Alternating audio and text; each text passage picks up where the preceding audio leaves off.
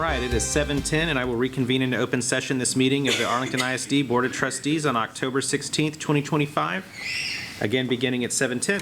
Thank you for joining us tonight. We're going to move right on to our pledges of allegiance tonight. Our student leading the pledges tonight is Williams Elementary student Isabella Rubio.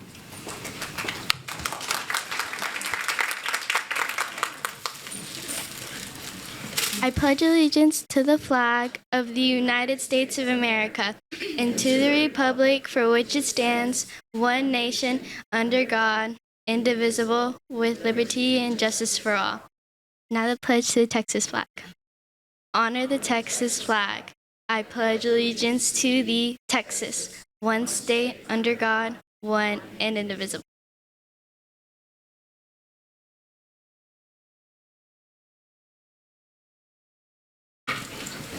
All right, you may be seated. At this time, we'll take a moment of silence.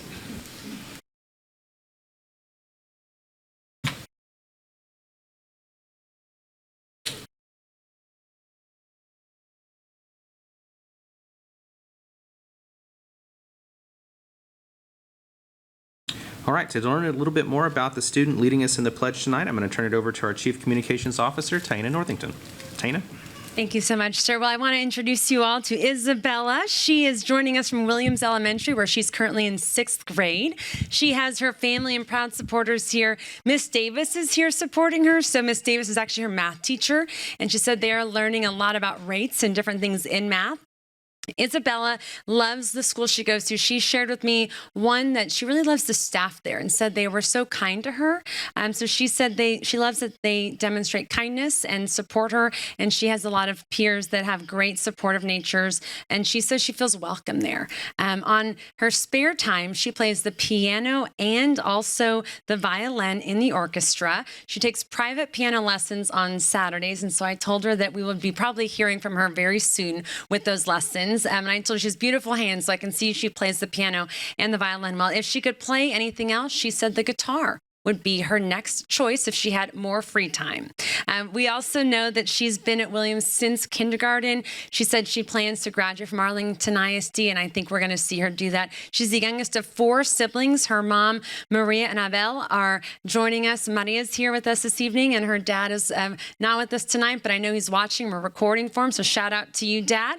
And we just want to share why she says she loves her school. She says, I was actually selected as the September Student of the Month, and it was for demonstrating kindness to my peers. And she says that she loves her teachers. They're simply just so kind. So we want to thank you so much, and we look forward to celebrating everything you do right here in Arlington ISD.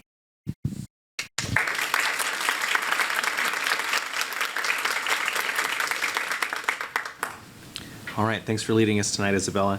The first part of our agenda tonight is for recognitions. After our appointments this evening, we'll take a short recess to take pictures with our honorees here in the boardroom and in the lobby. Our first recognition, our only recognition tonight, is, again, we'll turn it over to our Chief Communications Officer, Taina Northington, for our Region 11 Texas Association of Secondary School Principals High School Principal of the Year. If I could ask all of you to join us, we're going to try something new. So we're going to have everyone down here so we can shake hands and greet our honoree. We have one very special honoree tonight, so I'll let you all get in place while I share a little bit about this special person tonight.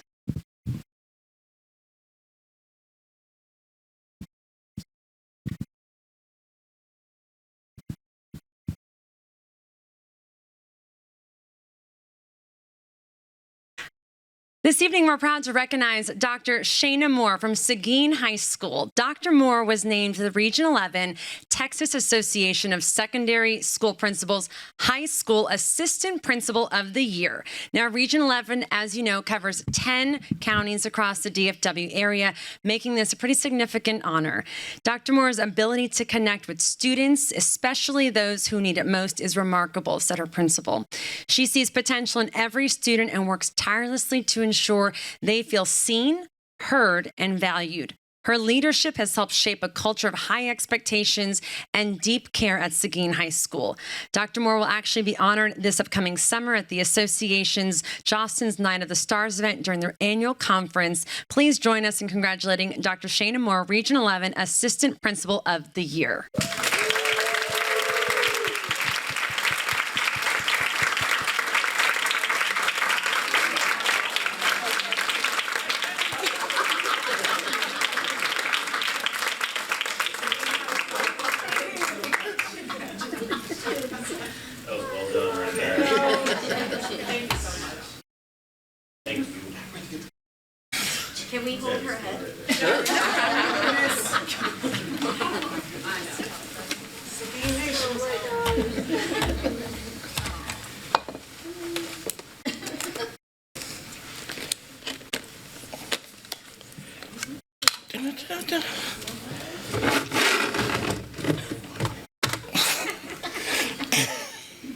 1, 2.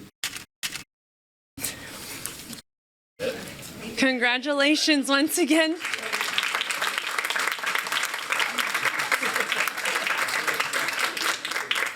This concludes tonight's honors and recognitions.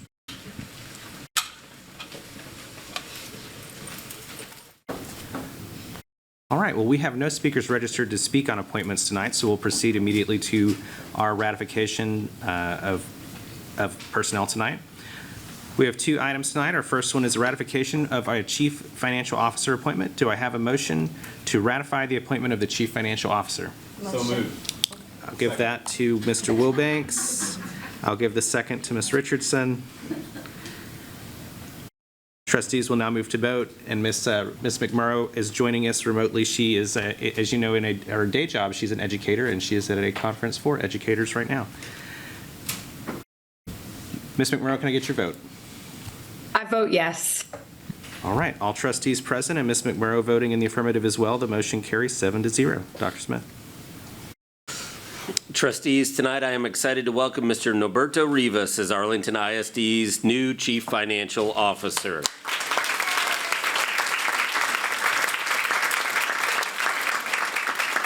Mr. Rivas is a certified public accountant with a Master of Business Administration and Bachelor of Business Administration from the University of Texas at El Paso. He has over 15 years of financial management experience in education, including having served as the Chief Financial Officer for San Elizario ISD.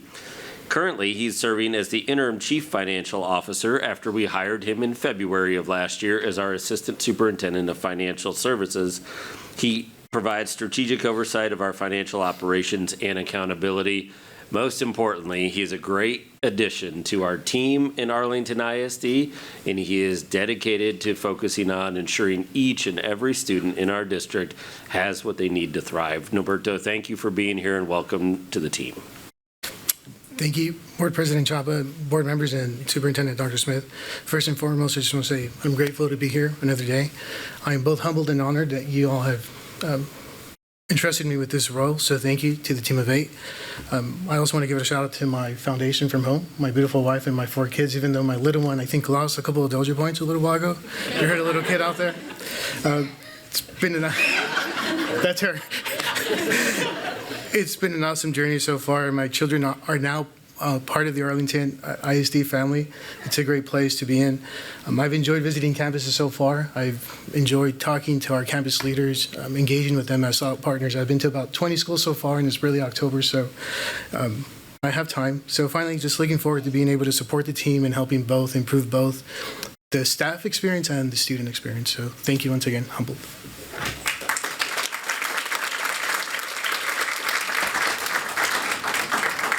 Thank you, Mr. Rivas. We have one more appointment tonight. It's ratification of an administrative appointment at Barnett Junior High. Do I have a motion to approve the ratification of the administrative appointment at Barnett Junior High as discussed in closed session? Motion. I have a motion from Ms. Fowler. Do I have a second? Second. I have a second from Mr. Mike. Trustees will now move to vote. Ms. McMurrow, I'll call for your vote momentarily. Ms. McMurrow, can I get your vote? I vote yes. Okay, Ms. McMurrow is a yes. We're still, here we go. Okay, the vote here is 6-0. Ms. McMurrow's makes it 7. The motion carries unanimously. Dr. Smith. Trustees, I am excited to welcome Ms. Angie Davis as the new Assistant Principal of Barnett Junior High. Come on up, Angie.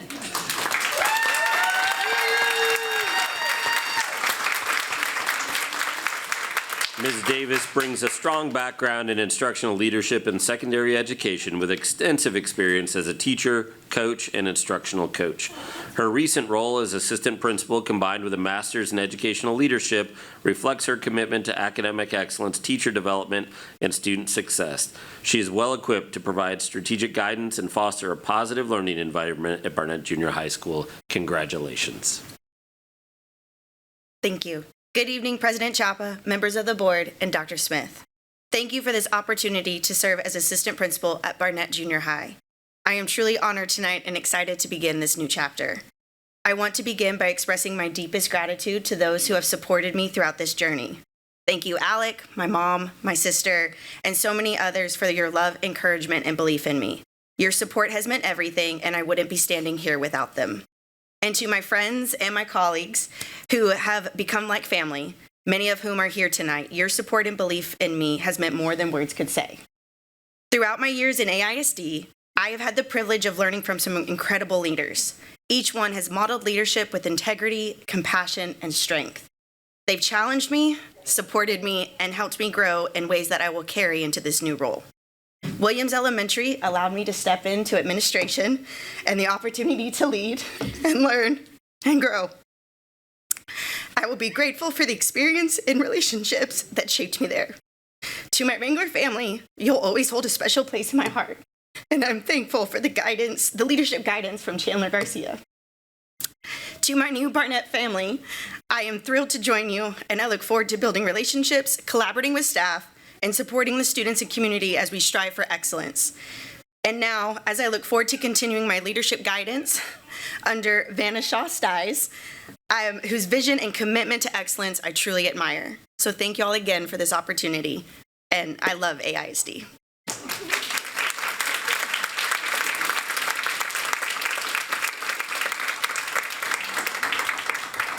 All right, congratulations to our appointees tonight. It is 7:23. We are going to take a brief 10-minute recess to celebrate in the lobby and down front. Trustees, let's aim to be back at about 7:33.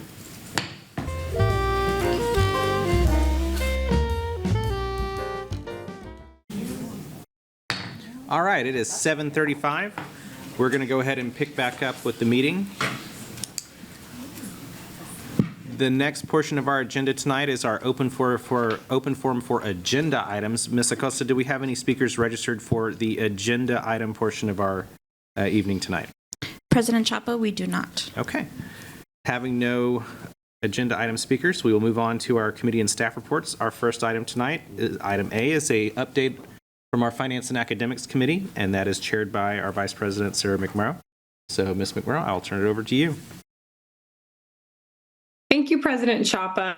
Earlier this week, the Finance and Academics Committee, and that's comprised of myself, Trustee Fowler, and Trustee Mike, we met earlier this week, and we received an update from George Williford. He's our partner from Hilltop Securities.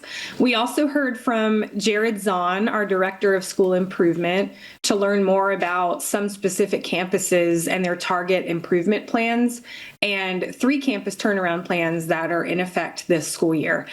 This information will be added to a board agenda in the near future. All right. Thank you, Ms. McMurrow. Move on to report item B. Tonight, that is a priority update on early literacy. We'll turn it over to Dr. Smith. Trustees, tonight we have a great group that are here tonight. I know Delise is sitting over here. You can come on up, Delise, and obviously you know Dr. Buell as well. Is part of our focus is a team of 8. You know that on our agendas we list something as a priority update that directly aligns with the board priorities that you've adopted. Obviously, early literacy is an important piece that we want to talk about on a regular basis. And tonight, Christy and Delise are here to give you an update on our efforts in this area. Good evening, President Chapa, Superintendent Smith, and members of the board. Tonight, we are going to provide an update on the structured literacy implementation. This is priority work for us this year at the campus and central office level. It is aligned with our key progress measure of every K-3 classroom implementing structured literacy practices by April 30th of 2026.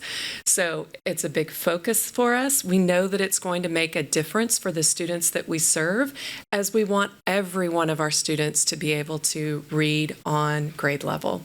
I'm going to turn it over to Delise Hardy. She's our Executive Director of Teaching and Learning, and she's going to bring you the presentation this evening. Thank you.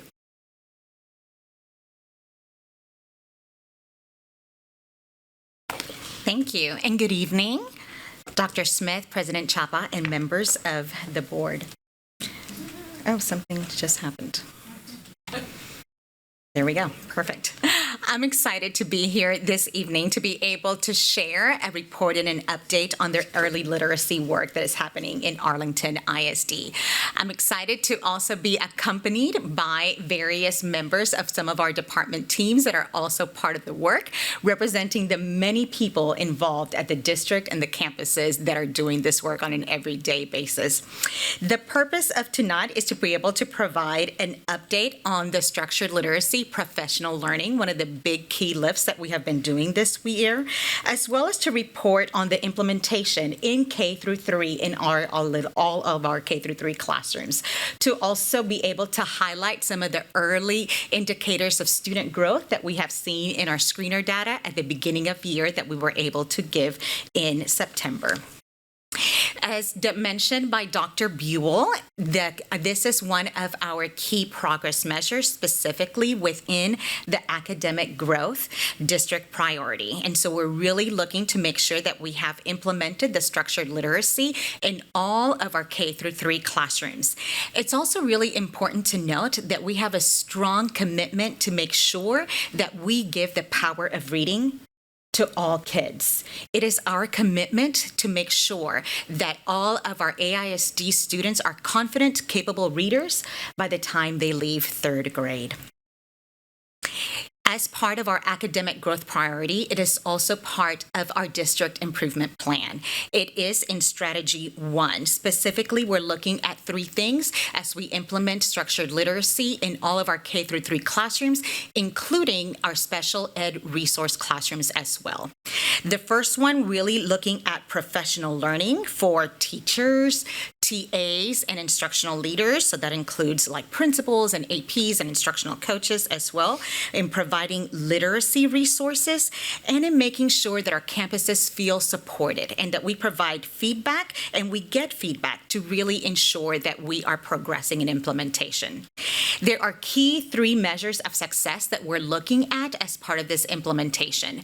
One is that we are making sure that we are implementing across all of our K through 3 classrooms. We're also looking at growth in our M class and in our M class lectura data, which is our screener for kinder through 2nd grade. And we're looking at the use consistently of progress monitoring tools, specifically to support what we're doing in small group instruction. As we looked at shifting into structured literacy, especially from Brown's literacy into structured literacy, we really wanted to make sure that part of this work ensured that we built safety and urgency at the same time. And there were 3 key shifts that we have really been really focusing on during this beginning stages. So the first one was around visions and goals, really making sure that we have a clear vision for what it is that we're trying to do. And as part of this vision and goal setting, it was super important that we made sure everybody understood the why. Why is it that we're engaging in this work? And the data. Where is it that our students are at and where is it that we want them to be? So we made sure that the vision was clear around systematic and explicit instruction that is really grounded in the science of teaching reading. We also really looked at the implementation of updated literacy blocks to make sure that all components were part of the literacy block. And we also looked at providing clear expectations on the use of high-quality instructional materials. One of the big things that we have been able to really work and do this year is professional learning. I want to engage you on, there's 2 sides of this slide over here. And on this first one, this really dictates the work that is being done by the campus literacy teams on the 19 TXRL campuses. So we have 19 campuses that are part of the TXRL, which encompasses about 125 principals and campus leaders across these campuses that, as you can see, all 6 sessions have already been engaged in. So when we looked about really bringing out structured literacy, we've brought it down to these 6 sessions. And so the TXRL campus literacy teams have done all 6, as you can see represented on one side.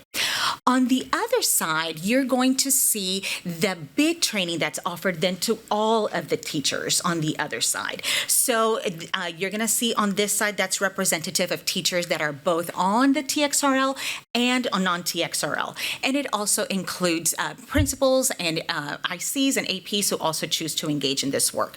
So the first one happened in district-wide. Then the second one happened in the September 19th PL Day. Then the second one happened actually just past Friday on the October 10th TXRL date. We had 588 in September, and then we had over 600 in October, and we have 3 sessions still to go. I have here a quote from Principal Cannon, who is principal at West Elementary, one of our TXRL campuses.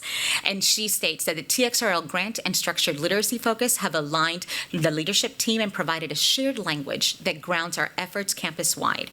This common language has been essential in helping identify and target next steps, building our campus capacity to ensure we're building confident, capable readers at West. This is very representative of feedback that we're getting from principals across this work, and is also representative of the feedback that we're getting for teachers who are participating in this learning. Feedback numbers include an increase in knowledge, strong alignment, and very positive learning environment. What I have for you in this next slide is that we're looking at not only the learning, but then how it's being implemented in the classroom. So as part of the work, when teachers come to us, we give an implementation survey, which is around from last time to this time. What have you tried?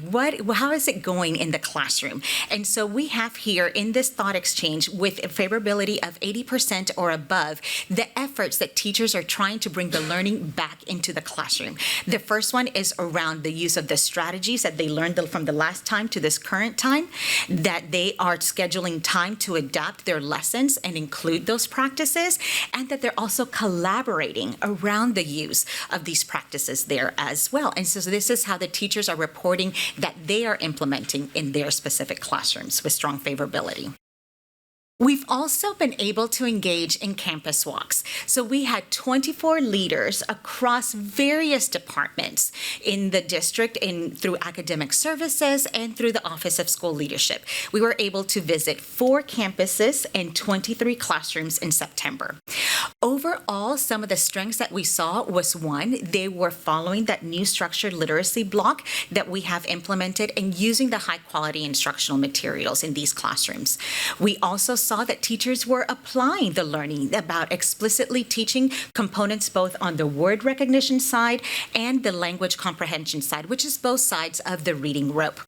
We were also able to share the look-fors that we had with principals as well, with all principals, so that they're able to engage in these types of walks as well on their campus to support implementation, which directly aligns to that key progress measure 2 in the academic growth priority.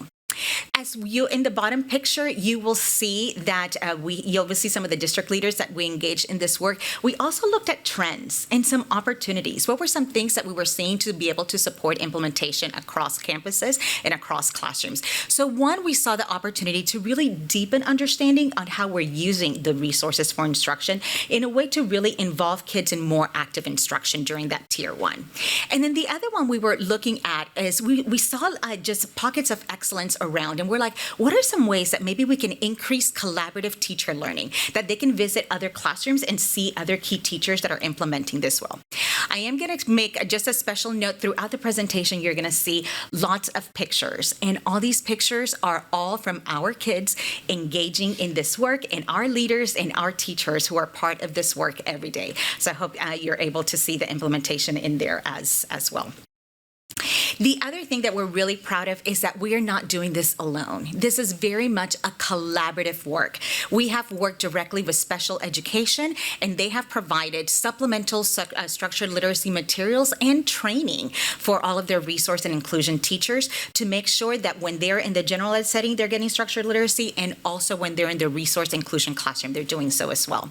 We also work hand in hand with our world languages department to make sure that our emergent bilinguals in the one-way dual language also have. So we have the regular literacy framework, and then we also have the structured biliteracy framework as well. It's also important to note that when we do professional learning, we provide both sessions with the general ed session and the one-way session, so that the structured literacy work is provided to differentiate for the different teachers and to be able to support all of the students that are receiving this work. Supporting all learners really is important as part of the work. So we make sure to continue to collaborate with the structured literacy work. One of the things that we did is, as we were rolling out the literacy block and as we were really bringing this out to campuses and to principals and really helping them work through their master schedules, we make sure that we were there for them. And when I mean we, I mean we. It was curriculum and instruction, it was special ed, it was world languages, it was early childhood. We were all there to make sure all kids were being seen as everything was being updated, to make sure that everybody was taken care of, because we want to make sure that all students are able to have access to this quality work. And as we continue to do professional learning, we invite other departments to be part of that, to be part of the learning, to be part of the work, to make sure that all learners feel supported. And we invite Office of School Leadership as well to make sure all campuses feel supported as part of this work as well. It is exciting to be able to also provide additional literacy resources to our campuses. This is in part due to TXRL funds that we've been able to have.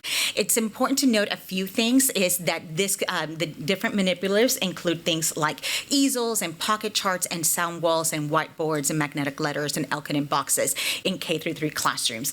And that this is really being done in a very fiscally responsible way, in the sense of we're not just blanketing all schools with everything. It really is in a partnership with the campuses where they let us know, if we already have this, these are the things that we need to make sure that everybody gets up to the same standard. So we're doing this little by little, rolling it out. We've been able to do all 19 TXRL campuses have already all been done, and we're right now actively working with the other 34. We hope to be done this month. So this continues to be part of the work that we're doing. We've also been, this was in response to feedback. Campuses have anthologies where they, as part of what they use for their decodables, and that really works well in their small group.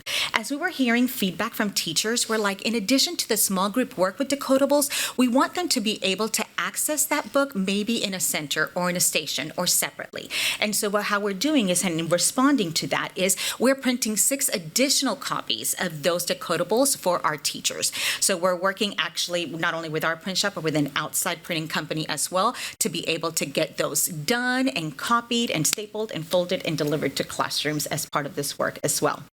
The other thing that we're going to be working on is also giving guidance to our campuses on what to do with all those leveled libraries that were part of the adoption. So how is it that they can be repurposed and used in addition and in alignment with the structured literacy work? I am really excited to be able to share with you some of the initial successes that we're seeing. What I have here is some M-Class and M-Class Lectura data. So this is our beginning of year screener for students in kinder through 2nd grade. The top box is M-Class in English, and then the bottom box is M-Class Lectura in Spanish. What I'm going to be really focusing your attention on is on the ends of the spectrum, so the red and the blue. The red is representative of our well below students, and the blue is representative of our well above students. And so you're going to see in grade 1, the top bar is from this year, and then the bottom bar is from last year. Then it's the same thing in grade 2. The top bar is from this year, the bottom bar is from last year. So when you compare, there's a few things that I'm going to have you look at. One is compare where we were in beginning of year last year to where we were in beginning of year this year in a few areas. We're also going to look at some cohorts of students as well. So for example, in grade 1, in last year, in the well below or the red, we were at 37% of our students well below. This year, when we did the beginning of year, we were down to 32% of our students being well below. And then I'm going to move your attention to the other end of the spectrum, the blue. So last year, 20% of our students were well above. This year, in grade 1, 25% of our students were well above. If you look at grade 2, you're going to see some similar trends there as well. Where last year, and we're going to go down to the red well below, we were at 39% of our students. This year, we're at 35% of our students well below.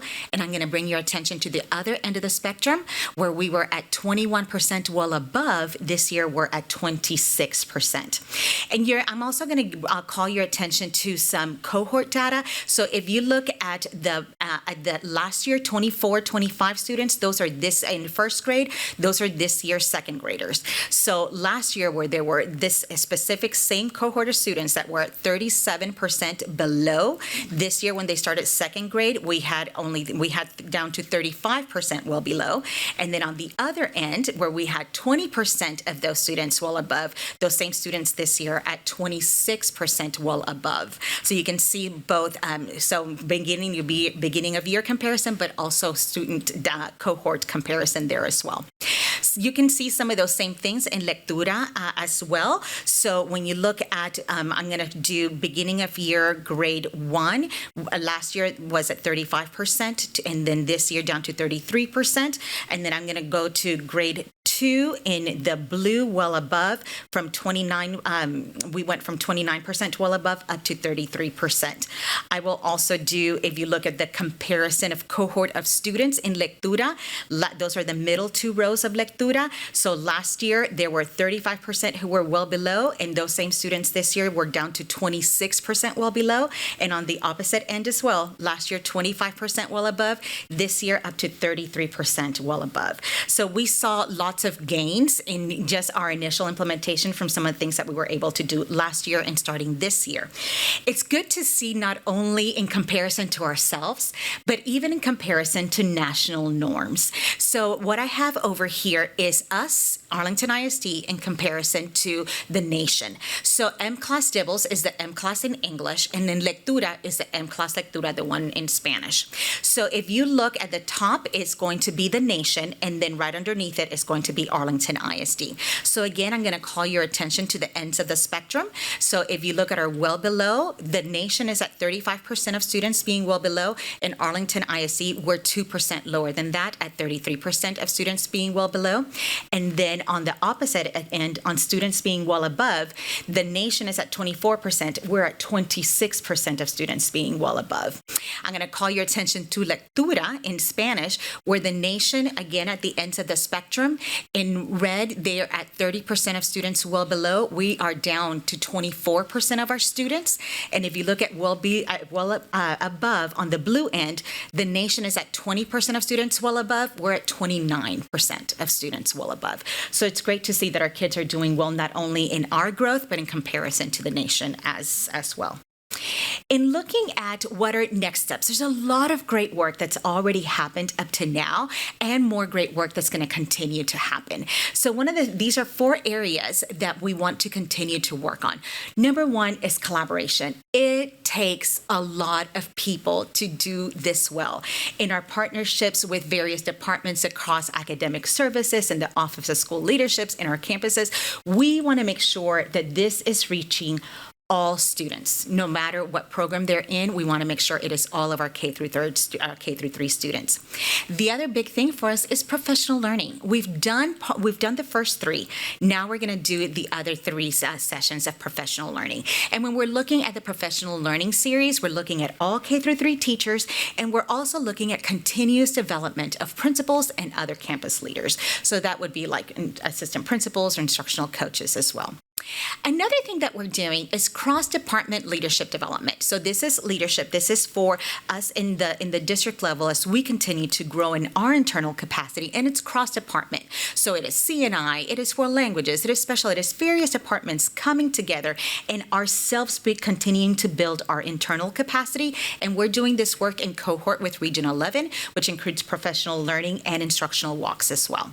The other big thing is that hand-on-hand work with our campuses is to make sure that we provide support, and that is through observations and being able to provide feedback and being able to identify trends district-wide and opportunities that really inform the work that we're doing and what else we could do to make this a strong implementation as we look at truly changing both teacher practice and outcomes for kids.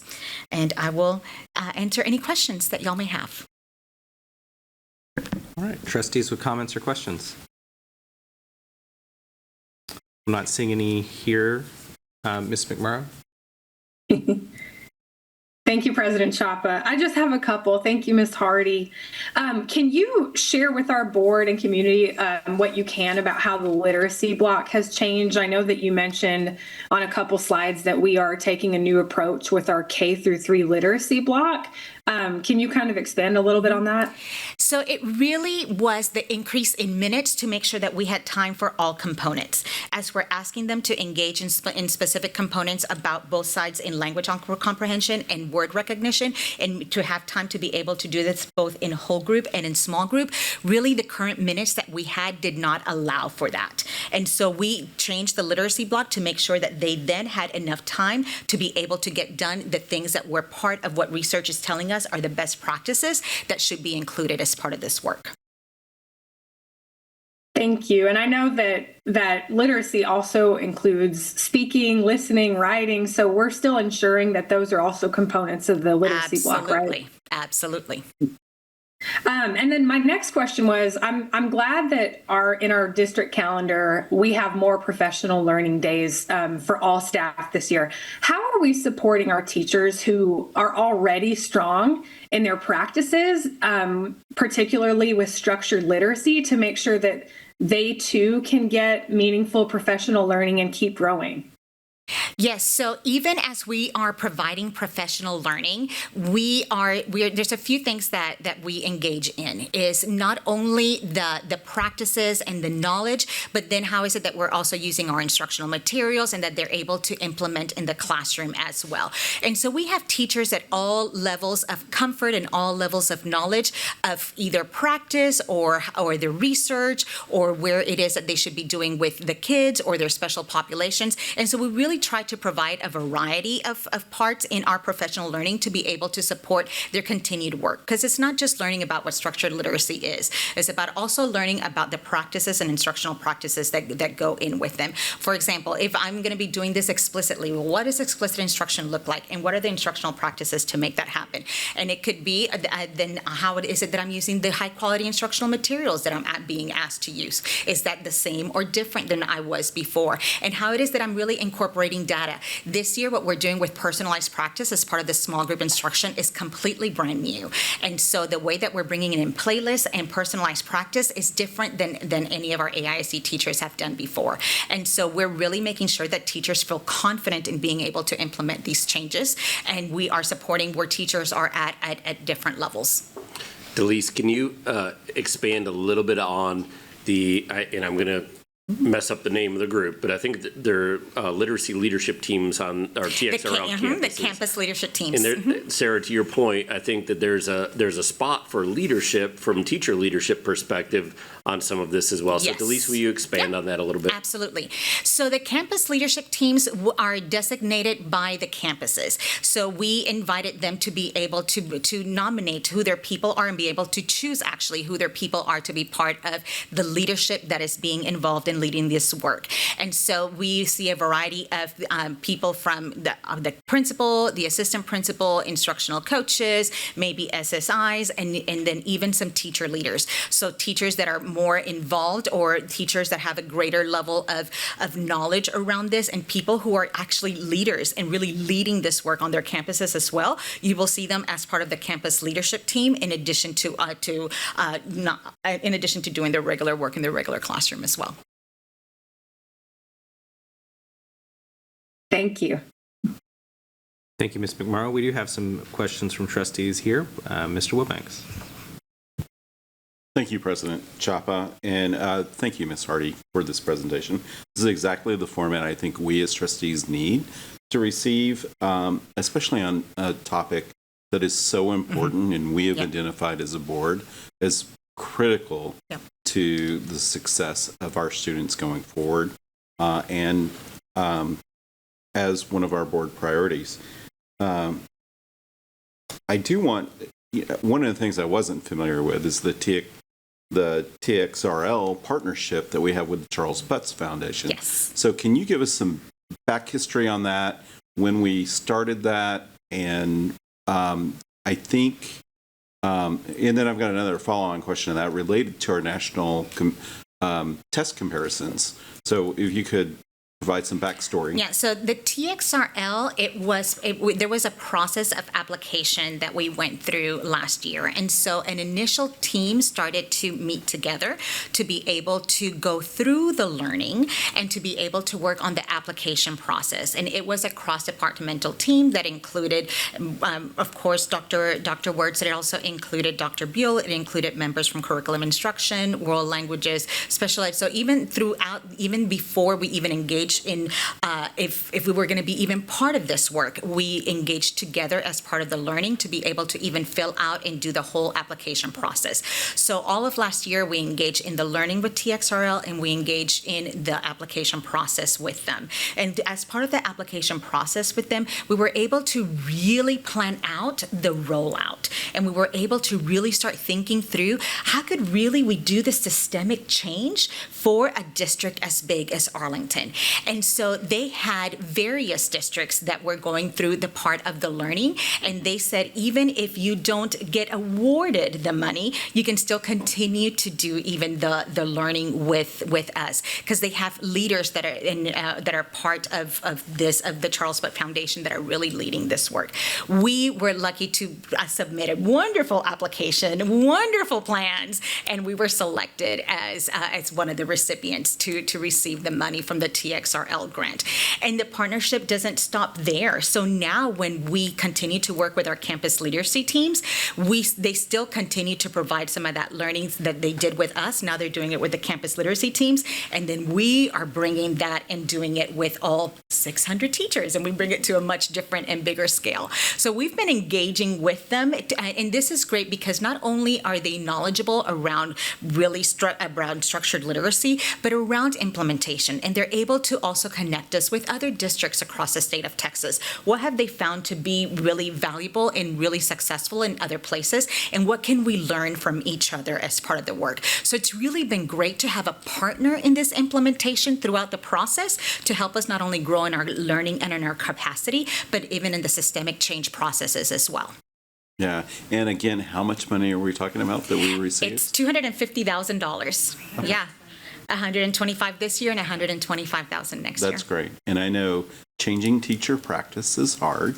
We all get set in our ways, but this is critical. Yes. And so I think having that guidance, and I'm particularly interested how we go from those 16, is it 16 campuses? 19 in TXRL. 19. Yeah, 19 campuses to 53 elementary schools. That is always the hard part. And so for me as a trustee, I always want to know, if we're changing strategy, how many classrooms have been trained on that strategy? And more importantly, how many teachers are implementing it with fidelity? Mm-hmm. How many classrooms have we changed the practice for the better and changing students' lives when it comes to early literacy? Absolutely. And I like that you provided some of those stats in your presentation. Yes. You don't always get that. Yes. So that was a welcome surprise. So thank you for that. The other thing, well, I want to be brief.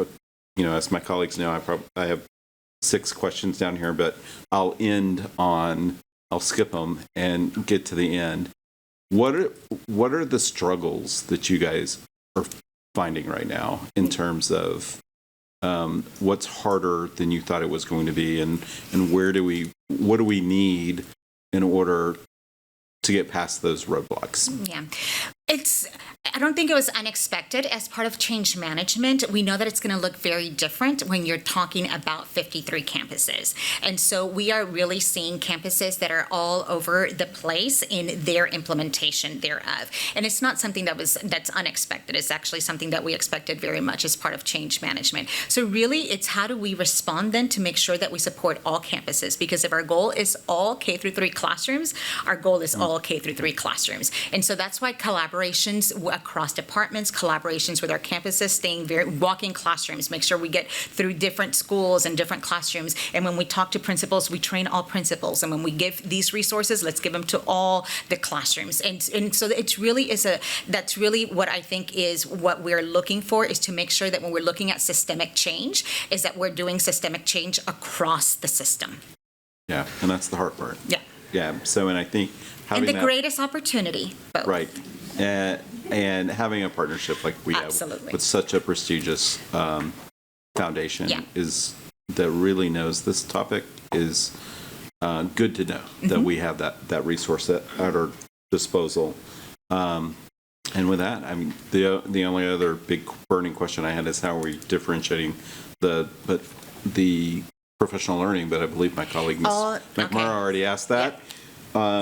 So I'd just say thank you guys for this work. It's very important. We in the board know it's important, and we like to see progress being made. So I am interested in getting metrics on that fidelity question. So when can we start getting data on, okay, we've done those walkthroughs. We know that this percentage of our teachers in K through 2 classrooms have implemented structural literacy with fidelity. So that's a big piece for me.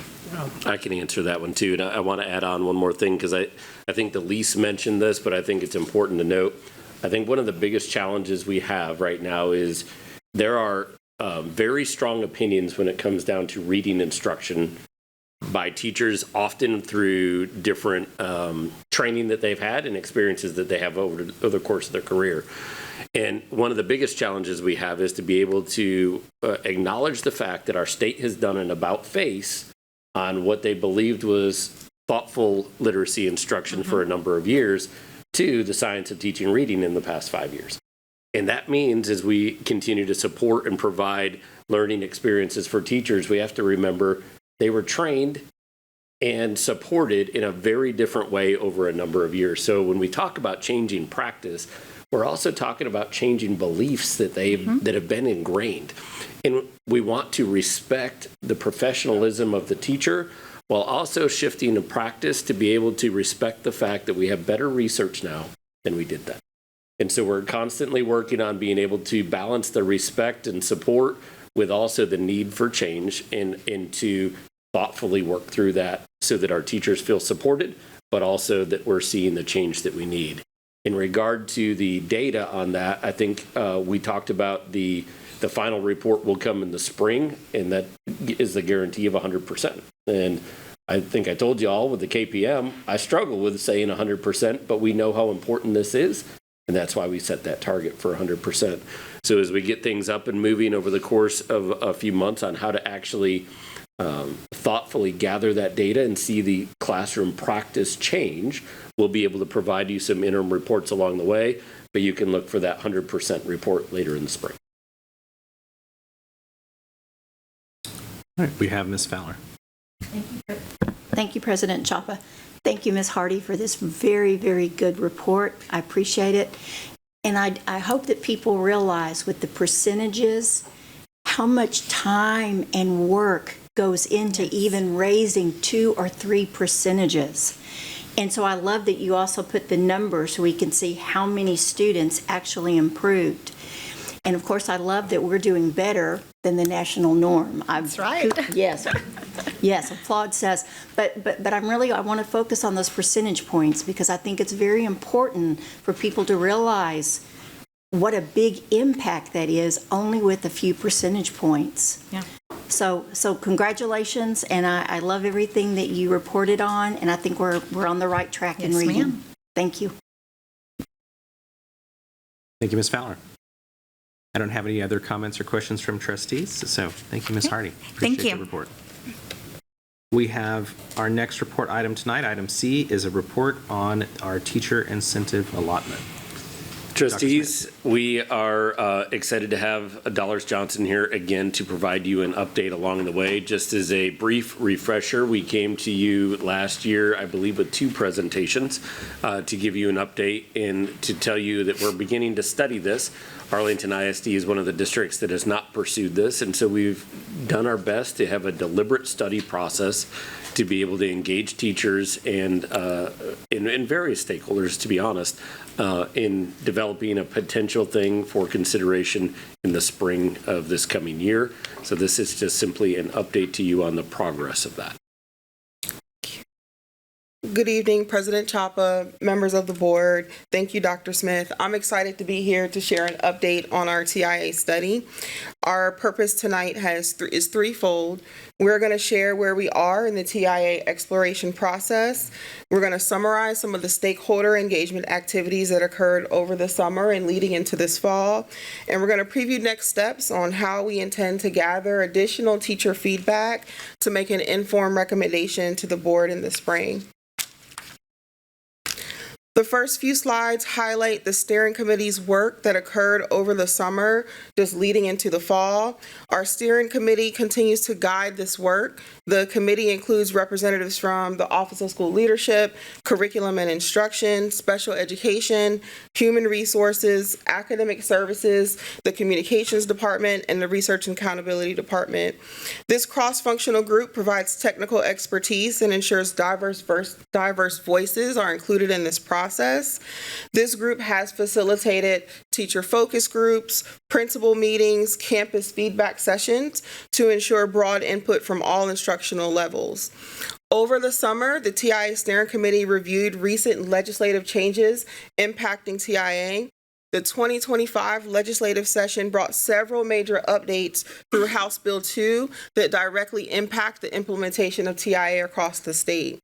Beginning this school year, the Texas Education Agency and Region 11, they expanded technical support for districts beginning or refining their TIA systems.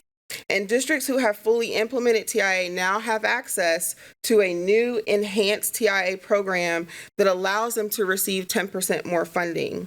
And then beginning in the 2026-27 school year, teachers will have access to a new acknowledged designation, allowing even more teachers to qualify for TIA.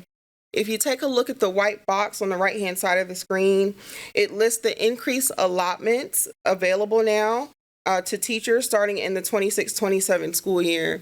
So all existing designation payouts received an increase during the legislative session. As a part of our study, the TIA Steering Committee reviewed how our nearby districts are implementing TIA. We examined their application years. We looked at the eligible teaching assignments, system weighting, student growth measures, how they approach hard to measure subjects, how they included their SPED teachers, and we also took a look at their compensation models. This comparative analysis has provided best practices, lessons learned, and strategic insights that will inform the committee's recommendation. Across Region 11, we currently have 94 school districts spanning 10 counties. Of those, we know that there are 51 districts who are already implementing and participating in TIA. It's projected that an additional 15 to 20 districts will apply in April of 2026. That means that you have roughly 70% of Region 11 districts who will soon be participants in the TIA program. As you can see in this chart, most of our peer districts in the DFW area, specifically Fort Worth, Grand Prairie ISD, or HEB, they have already implemented or are piloting TIA. Notably, several of our comparison districts, those with similar enrollment, demographics, and accountability profiles, are already receiving TIA funding. So when we consider teacher mobility and competitive hiring, this regional participation is significant and important to consider as we study this program. The members of the TIA Steering Committee attended September principal meetings to share and review teacher focus group feedback from the previous school year. In addition, we had a lunch and learn with 24 campuses identified by the committee as recommended locations should the district choose to apply for TIA. Building on feedback from last year's teacher focus group sessions, surrounding district best practices, and data from the Campus Needs Index, the steering committee has identified 24 campuses with the greatest staffing and retention needs for a possible pilot should the district choose to apply for the program. Utilizing TIA, specifically at our campuses with the greatest needs, allows for differentiated pay consistent with the challenges in those learning environments. Importantly, these campuses will have an opportunity to opt in, ensuring local agency over the process and local ownership. Participation would be a campus decision with the identified pilot groups you see listed on the screen. This would not be an individual decision. The objective is for campus administration to receive input from their respective staff and have a process of checking the pulse on the campus before opting in or opting out. Employees who are at a campus that opt in to the TIA pilot, they have the option to initiate a transfer request to a non-TIA campus during the annual staffing period. A limited pilot would allow the district to just test our critical systems, review data collection, payout structures on a more manageable scale. As we shared on the previous slide, the principals that on the screen of the 24 campuses, they attended a lunch and learn where they were able to ask us questions, voice their concerns, and they were actually able to help give us input on how we can elevate teacher voices from their campuses. Our next step is to expand engagement by providing district-wide updates about the study through November. We're going to gather feedback from the recommended pilot programs. Principals and teachers from all campuses are invited to participate, ensuring representation from every school level and program area. These sessions will provide opportunities for staff across campus to continue to ask questions, share their feedback, and help us put a recommendation together for March. All right. Any questions? Thank you, Ms. Johnson.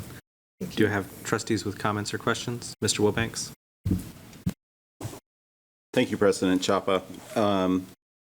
So just curious, if you go to slide 4 on the distinctions. Yeah. In the pay range on the scale, like the new acknowledged or the recognized or all the way up to the master at $36K, the top end of that scale, is that still tied to the poverty index for the students in that campus? And we actually have quite a number of campuses that would qualify a TIA teacher to receive that maximum amount, do we not? I don't know the exact amounts, but to answer your first question, yes, it is still tied to the socioeconomic status of the campus. But we do have some who would hit a high range in some of those levels, yes. And the new acknowledged distinction, the requirements for that seem, I mean, not easy, but pretty low compared to what they were before. I think they have to get a 3.5% on their T-tests, and they have to score for the last 5 years of 50% on the growth measure on STAR. Do we know how many teachers would meet that bar right now? We don't have that data right now, but we can look into it. Yeah, I'd love to have that data if we could get that data, because I think that's important to know how many teachers could be getting a $9,000 raise right out of the bat. Now, if we go through the pilot, decide to go through the pilot phase, we have to create a program, and it has to get approved. So if we move forward in the spring, what's the earliest we could get that approved by? Yeah, the application process spans over a couple of years. Should the district apply in April, there will be an approval process, and then there's a data capture year, and then the money is received 2 years after your application has been approved and received. Great. Thanks. You're welcome. Thank you, Mr. Wilbanks. Any other trustees with comments or questions? Ms. McMurrow, do you have any? Mr. Mike? 1 second, Mr. Mike. I hit the wrong button. Okay, you're on. Thank you.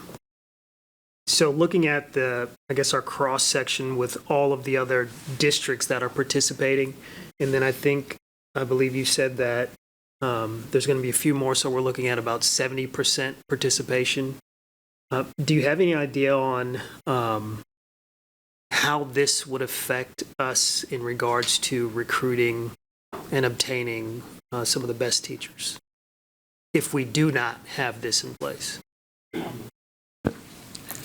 It could be it is a retention and recruitment tool for other districts. You can anticipate teachers may gravitate towards districts who are currently implementing and receiving TIA funds. Okay.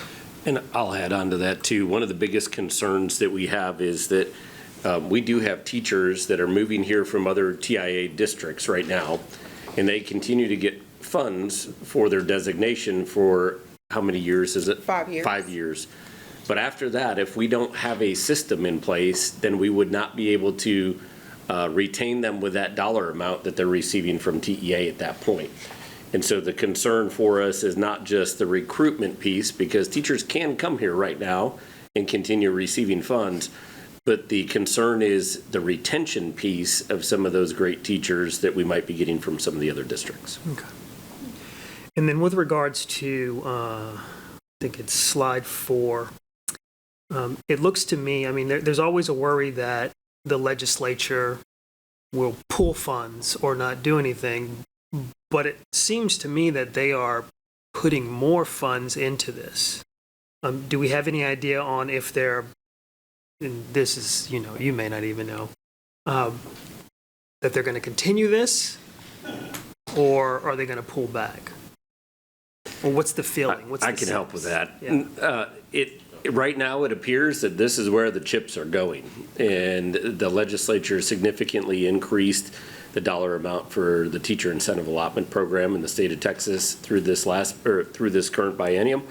And I can tell you from our conversations with TEA, this is a piece of their focus for schools. And as long as current leadership remains in place at the agency, this is a program that they will keep investing in unless something unforeseen happens in the legislature where, to your point, they've cut billions of dollars from public ed before.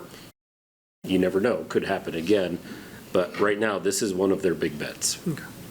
And then focusing on slide 8, the 24 campuses that were identified based on the needs index. I noticed you talked about an opt-in, opt-out. Are we taking into account the grades of the school when it comes to the opt-in and opt-out provision, particularly schools who have worse grades? Is there more leniency, or there's more stringent on, you're probably not going to be able to opt out. You're going to just stay opt-in because of the grades? This is one of the trickier questions that you've asked tonight. So here's what I would say. Absolutely. We want to make sure that all of our schools are performing at a certain level. You adopted a key progress measure on that, and we want to make sure that we're addressing that. We also know that the power of doing this right lies in doing it right for our teachers. And we have to make sure that we do it and do this in a way where we can create some teacher buy-in on a campus to do it. So we want to honor teacher voice in helping to opt in. Should we get in a situation where we know we have an underperforming school and they're not interested in going that route, we would have to have continued conversations with that school about the right supports and what needs to change. And if those things wouldn't change, then we would have to take a different action. But the goal to start with, again, the success that we have heard about is where we can have active teachers buying in to say yes to doing it at the school. And that's our number one priority if we go down this path. Okay. And just to finish off, I think for the longest time when we hear about TIA, we hear all the rumors of all the bad things on things that we don't want to occur. And I'm very proud of this district and the team on going through and focusing on this study and getting the input from administration, staff, teachers to get the feeling of it so that we can quell some of those rumors. Because there's a lot of good that I think can come from this program to identify your best teachers. I think if you've got high-performing teachers, you're going to have high-performing students. And if those teachers are going through a lot of the things that they go through every day dealing with students, then they should be rewarded for that. And we think a lot of our teachers and the great things that they're doing in this district. So thank you for the presentation. Thank you. Thank you, Mr. Mike. Any other comments or questions from trustees? Ms. McMurrow? Thank you, President Chapa. Just a quick question to that you made me think of, Mr. Mike. Do you know, going back to those campuses that the steering committee identified as possible TIA eligible campuses if we were to opt in, I do, just as a trustee speaking for myself, I am a TIA skeptic and have been for a long time, and you guys know that. One thing that I've always said and just continue to hold tightly to as I learn more about TIA and I study what other districts are doing and not doing and changing as things evolve, I see districts, and less frustration and pain points from teachers if TIA is allocated, given something that is more of a controllable for the teacher. So, for example, if you get an incentive for being a nationally board certified teacher, that's a controllable. Choosing where you teach within the district year after year, that's another controllable.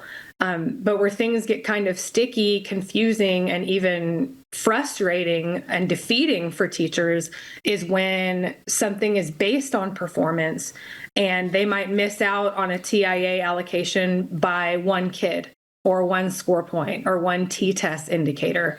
And I just wanted to voice that. I think that basing any kind of pay on a controllable is something that would provide equity and support for all of our hardworking teachers. Thank you. Thank you. Thank you, Ms. McMurrow. Mr. Wilbanks.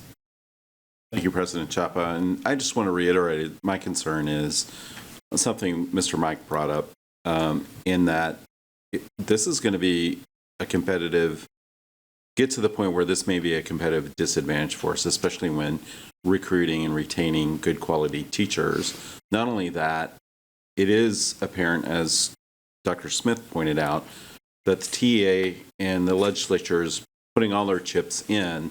There are programs like the resource campus designation program, where if any campus anywhere has 3 years of not rated a D or an F over the last 10 years, we can a district can designate that campus as part of that program, and they receive a whole lot more funds targeted at help improving that campus. And a lot of that is those requirements for things like that, where there's a lot of extra money on the table, is predicated on, in this particular program, 50% of the teachers being TIA certified. And I believe the new distinction would qualify for that. And if that is a low bar, it's not a low bar, but it's a reachable bar for a lot of our teachers, that gives us another strategy to play with that comes with a lot of extra dollars. So I really, I agree with my colleagues. There's a lot not to like about this, but I think our hands are being forced in this case. There's just too much money at stake. And if there's free money for teachers, why would we leave that on the table? So.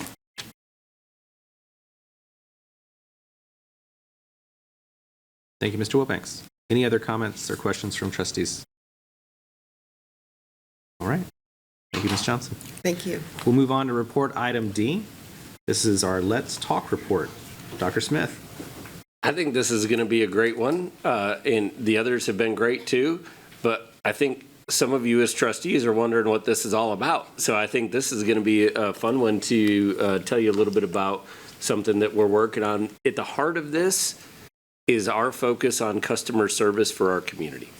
And so we want to be able to tell you a little bit about what we've been doing and what we're going to be doing over the next few months to ensure that we're constantly working to improve the relationships between Arlington ISD, our parents, and our community.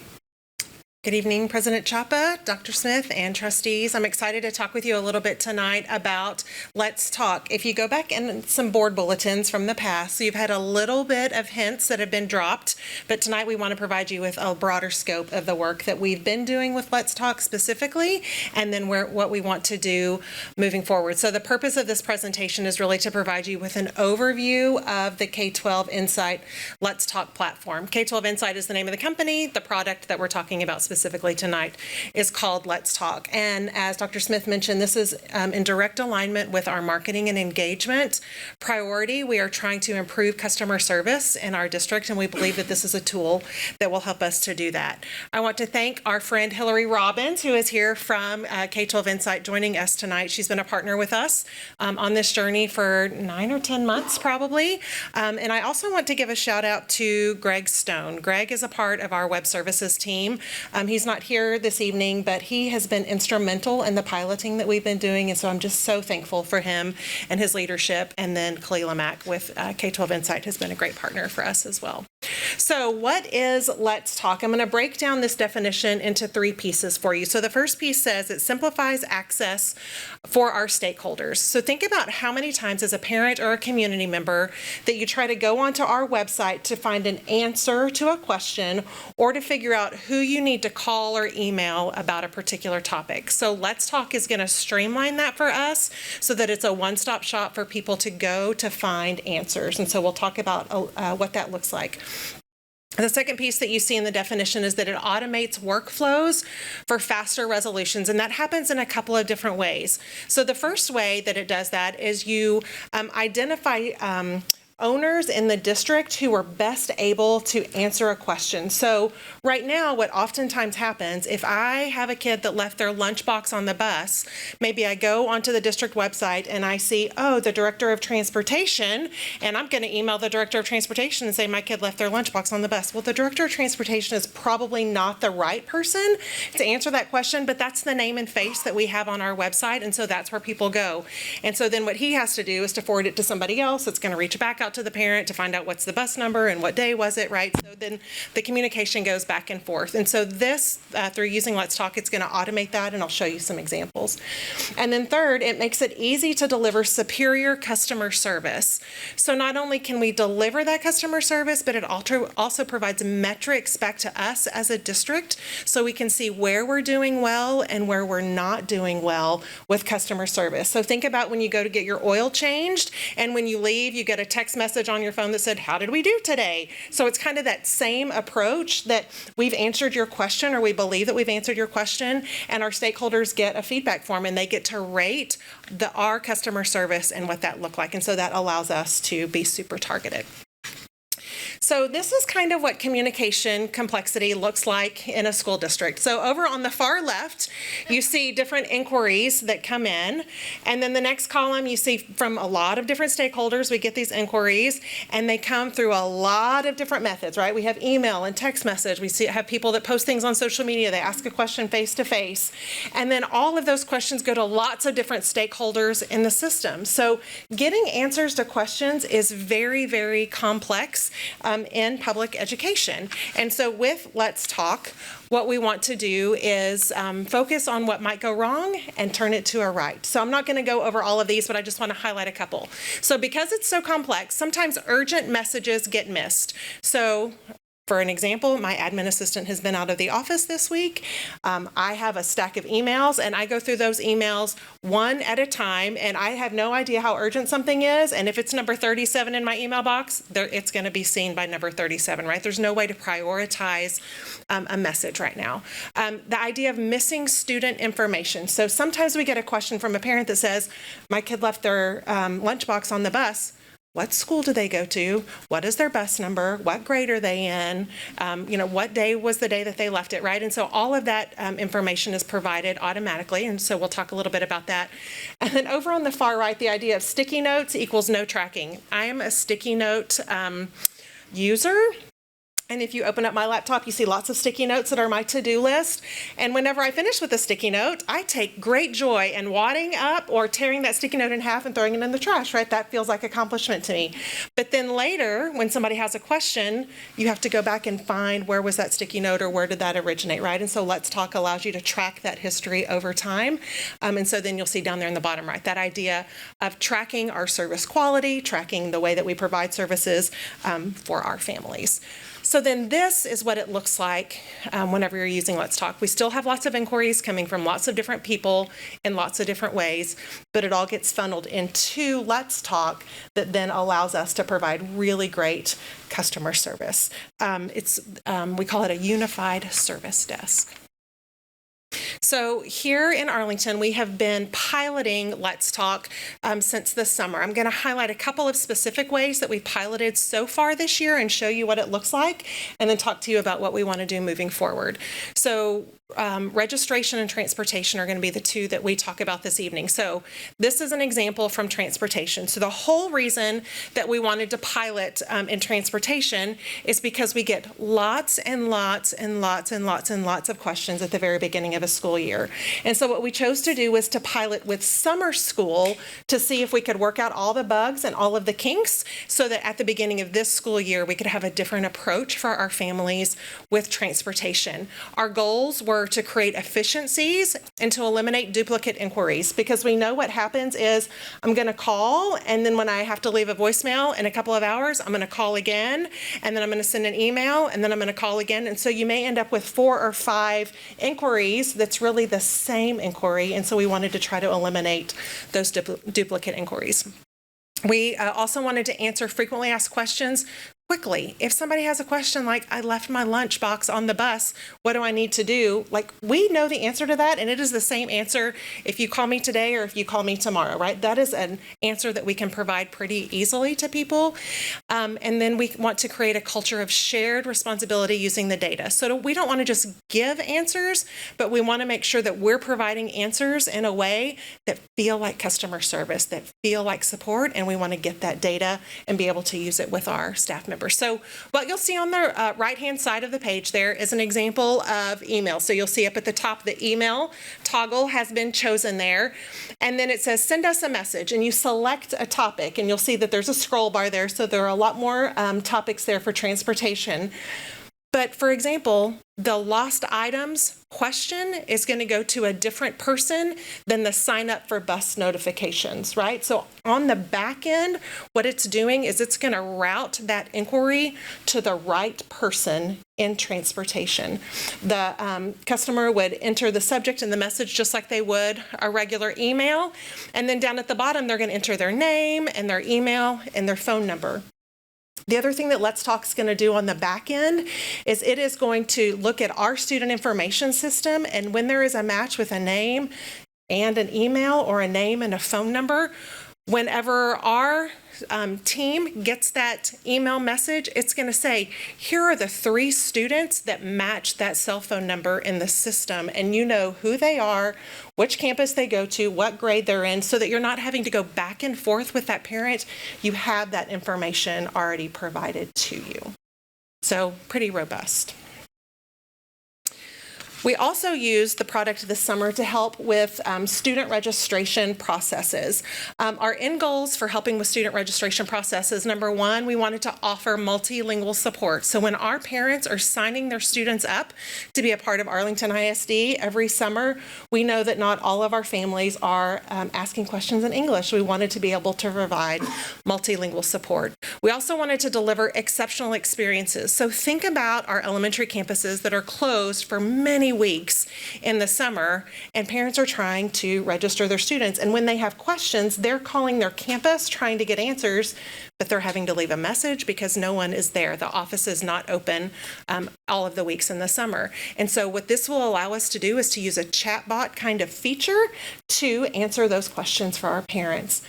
Our ultimate goal then is to retain the students in the district. We want parents to be able to ask their questions so they can get their kids registered and they stay with us. We want them to feel like they got the support that they needed. And so what you'll see there on the right-hand side is an example of what a chat would look like. So what can I help you with today? And can you tell me how you're connected to Arlington ISD? And then, just like when you're shopping for a couch or any of those kinds of things that you do online, you can use that chatbot feature. The chatbot uses data that we provide to the service or the system.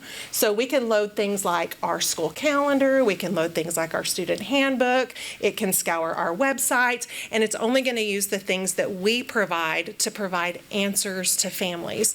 We can also provide kind of a frequently asked questions to the chatbot that would allow us to say, if a person has a question about I left my lunchbox on the bus, then here's the answer that you should provide that family. And then if the chatbot can't answer that question, it's going to send an email to the right person to be able to answer that question. So here's an example of streamlining back to school and a couple of processes there. So on the left, you see someone who put in an inquiry there. We've masked some of the data because we didn't want the name of the student to be there, but you can see kind of what that looked like with someone answering some easy questions. And then on the right, I know that it's too tiny to read on your screen, but I want to talk to you a little bit about what this dialogue looked like. So in the first box, the person from the district says, thank you for your email. We've given you access to the parent self-serve. You'll need to create your username and password. If you have any questions, let me know. I can also help you if you want to try to see both of your kids under one username. I can help make that happen for you, essentially. And then the parent responds and says, I'm still having trouble. Here's the message that I'm getting. And they put in a screenshot. And then our person was able to answer back and say, I'm so sorry that you're still having trouble with this. I've aligned our system and I've made your password your driver's license number. That should help work for you. And then the last one, the parent says, thank you so much, it's working. I really appreciate your help. Right, so it's just kind of that back and forth that allows us to provide great customer service. What I love about this example is this person wasn't only providing answers, but they were saying things like, I'm so sorry that this is hard for you right now, right? I'm so sorry that this isn't working well for you. So we're providing some empathy as well, rather than only answers that people are looking for. So here is a little bit of data from our registration processes. We received 1,046 dialogues over a given period of time in the summer for people trying to get their students registered or having questions about being registered. The average dialogue age for those 1,046 dialogues was 0.4 days. So that the comments were resolved, right? People had their questions answered with less than a day. And then down at the bottom of that, you'll see the customer service score was 7.6 out of 10. And so that allows us to see how did people think that we did in providing them answers to their questions. And then over on the right, you'll just see the different kinds of dialogues that were provided to us. So people expressed concerns, lots of questions were asked, people provided suggestions and comments and compliments, right? Those are the kinds of things that came in during our registration process. Something that we noted, thinking about our customer service score trend, so you'll see there that we launched in June, so we had no customer service scores, and then in June when we launched, 7.6 was our first kind of metric where we were providing customer service, and then the next month we went up to 7.9, and then the next month we went up to 9.9. And so what's happening is that we have people that are looking at the data, and they're able to look at the dialogues that are going back and forth and talk to specific people about when you answer questions. These are ways to answer questions in a way that feel like support for our community. This we love. All right, so our product implementation plan. So back in January, we had our initial conversation with Hillary and team. She came and talked to our senior staff team. And then it was our transportation and student registration pilots that happened over the summer. In September, we've already had an introduction for some of our central office departments. And then we will train all of our district staff who will be the users of Let's Talk November 11th and 13th.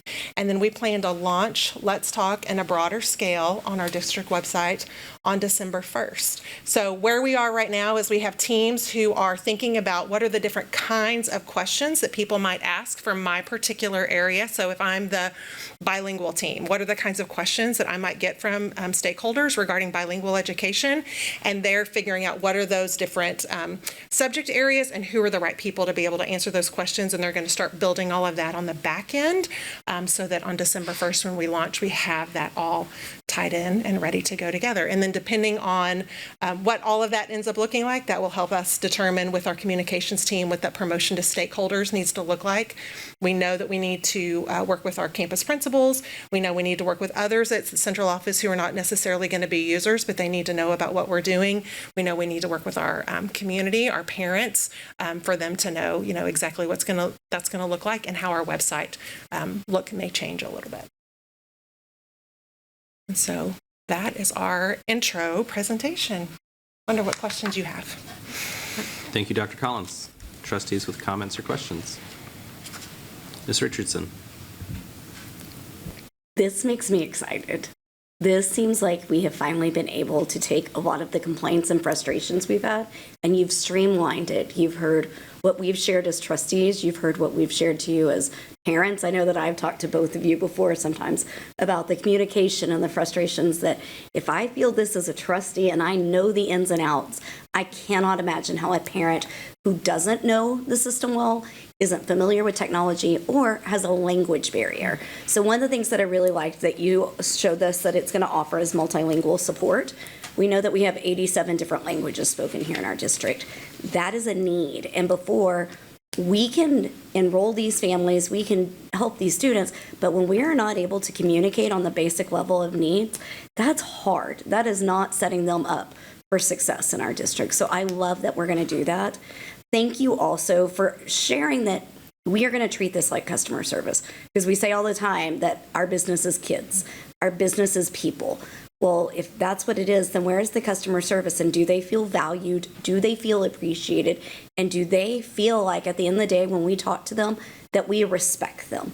Because we've said in our district priorities that that's going to be culture matters. Well, this aligns right with the culture that we've talked about. Thank you for making it efficient and easy. I feel like what you showed on slide 10 with that back and forth with the parent of, I can't log in. I tried this. This could have been me sending this same. So it's something we all go through. And the fact that we can have a frequently asked question area, but I like too that it shows that it was resolved within 8 hours. You're able to see how quick that timeline is happening, because as parents, we often feel like, at least for myself, when I send in a question, I can send it to 4 different people. So if I send it to you and it's number 37 in your email, I also send it to Greg Stone and it's number 38, and then I leave a voicemail, and I may have also tied up 4 people all looking for the same answer, and you're duplicating your work. So I love that we're going to take the redundancy out of it, and it's going to make it more efficient for our staff. So thank you for providing solutions to problems that we have expressed for a long time. I appreciate it. Thank you, Ms. Richardson. Mr. Wilbanks. Thank you, President Chapa. Wow, this was great. So now the secret's out. So I was wondering why my inbox at the start of the year, when we have all these transportation problems, was eerily quiet. And I think it's had to be in large part to this. So the huge success, at least from my perspective, with my own inbox. As a consultant who do a lot of these software integration or technology integrations across clients, one of the critical success factors is that with the client, we have to establish a clear owner of this product. So there's a product owner, and I think you alluded to that in your presentation. So we have a full-time employee is to work with us, or no? So we don't have a full-time employee that's dedicated only to this. Greg Stone is a member of our web services team, and he is dedicating a lot of his time to making this happen. And he is really holding the hands of each individual team as they're trying to figure out who are the right people that need access for the different kinds of questions that people might ask. So he has already been a part of our team, but this is a big lift for him right now. And it's something that he is very proud of the work that he's been able to do. And we're seeing those successes, and he's a champion for us in this right now. Yeah, so is this going to... He's on Tainas and the technology team. He kind of works both together. So as we roll this out wider and wider and wider, do we anticipate the need for a full-time product owner for this product to make sure that it's successful as we roll it out across the district and across departments? I'll jump in on that. So I've been a part of rolling this out in other districts, and but I don't know that that is needed, but I will say this, that if it is needed, we wouldn't be afraid to do it. One of the key things that we know that this does is reduce the redundancies, like Trustee Richardson said.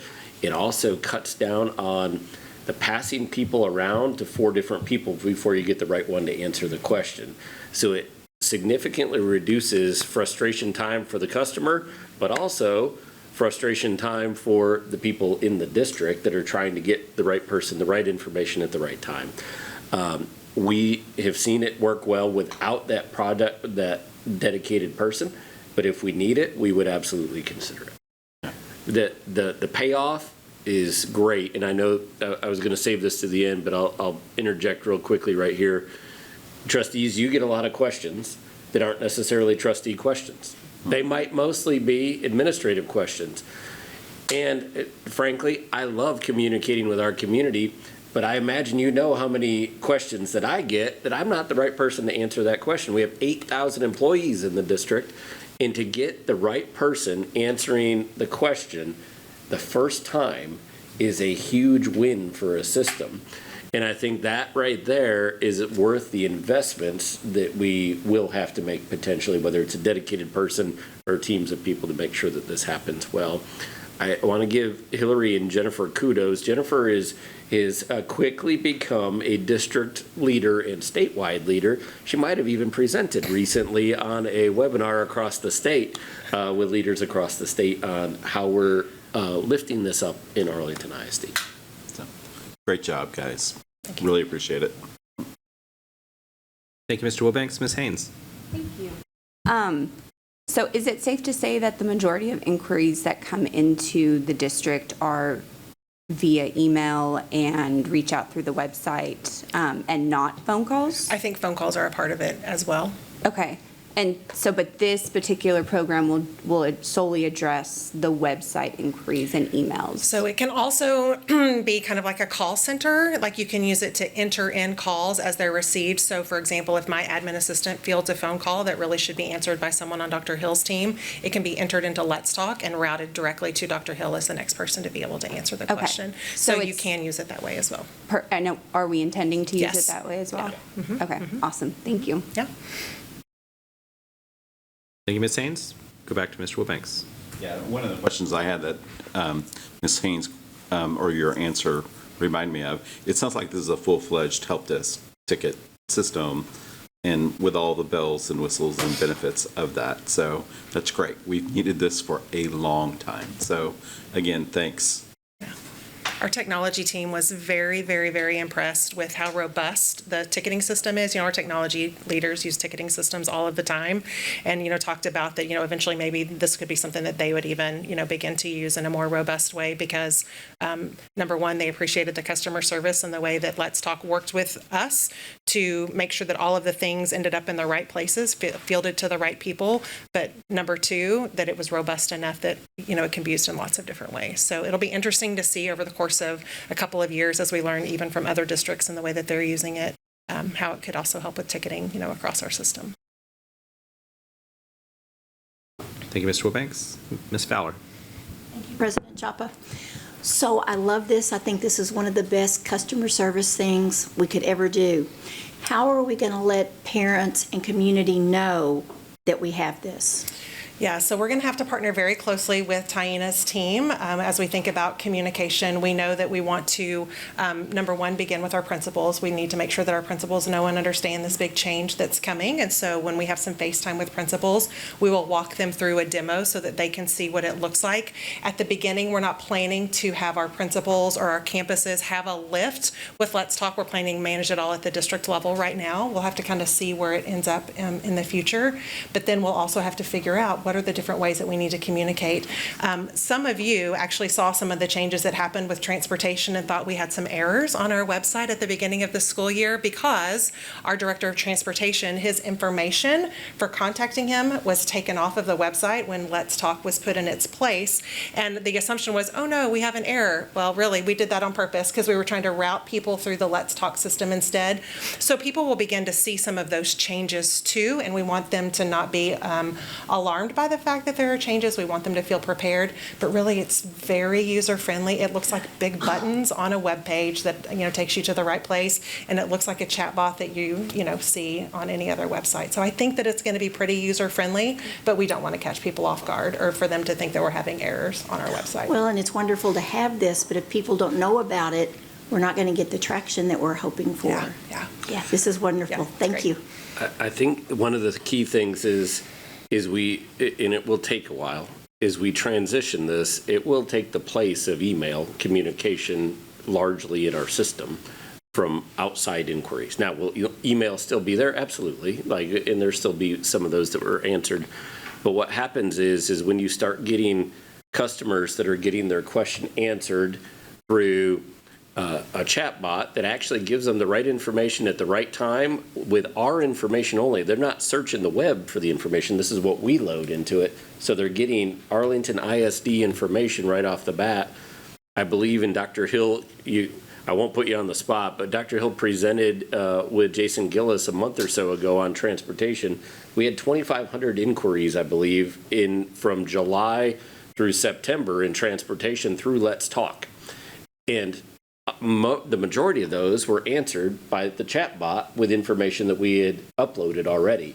So it significantly reduces that. And while you may have heard, to Jennifer's point, you may have heard, hey, somebody noticed that the Director of Transportation's email isn't there. You're right, it wasn't. And we did that on purpose to start to route things through the right area so we can get people their information faster. So we'll continue to talk about it more. We'll continue to make some system changes so we're routing the inquiries through the right system moving forward, and we'll monitor that data along the way. As Jennifer said, one of the nice things that we can see is we're actually able to keep, when we uplift this, real-time data and have real-time conversations as a leadership team to say, let's take a look at how many of our inquiries are not closed yet, what's our customer service score, and what are we doing about it? And we can do that now. Whereas with current email systems, you cannot do that.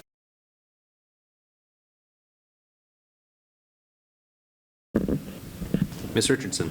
That makes me think of one other question as you're saying all that. Who is going to own this process in this bill? Is this going to go through technology? Is this going through marketing, communicate? Who takes ownership over this?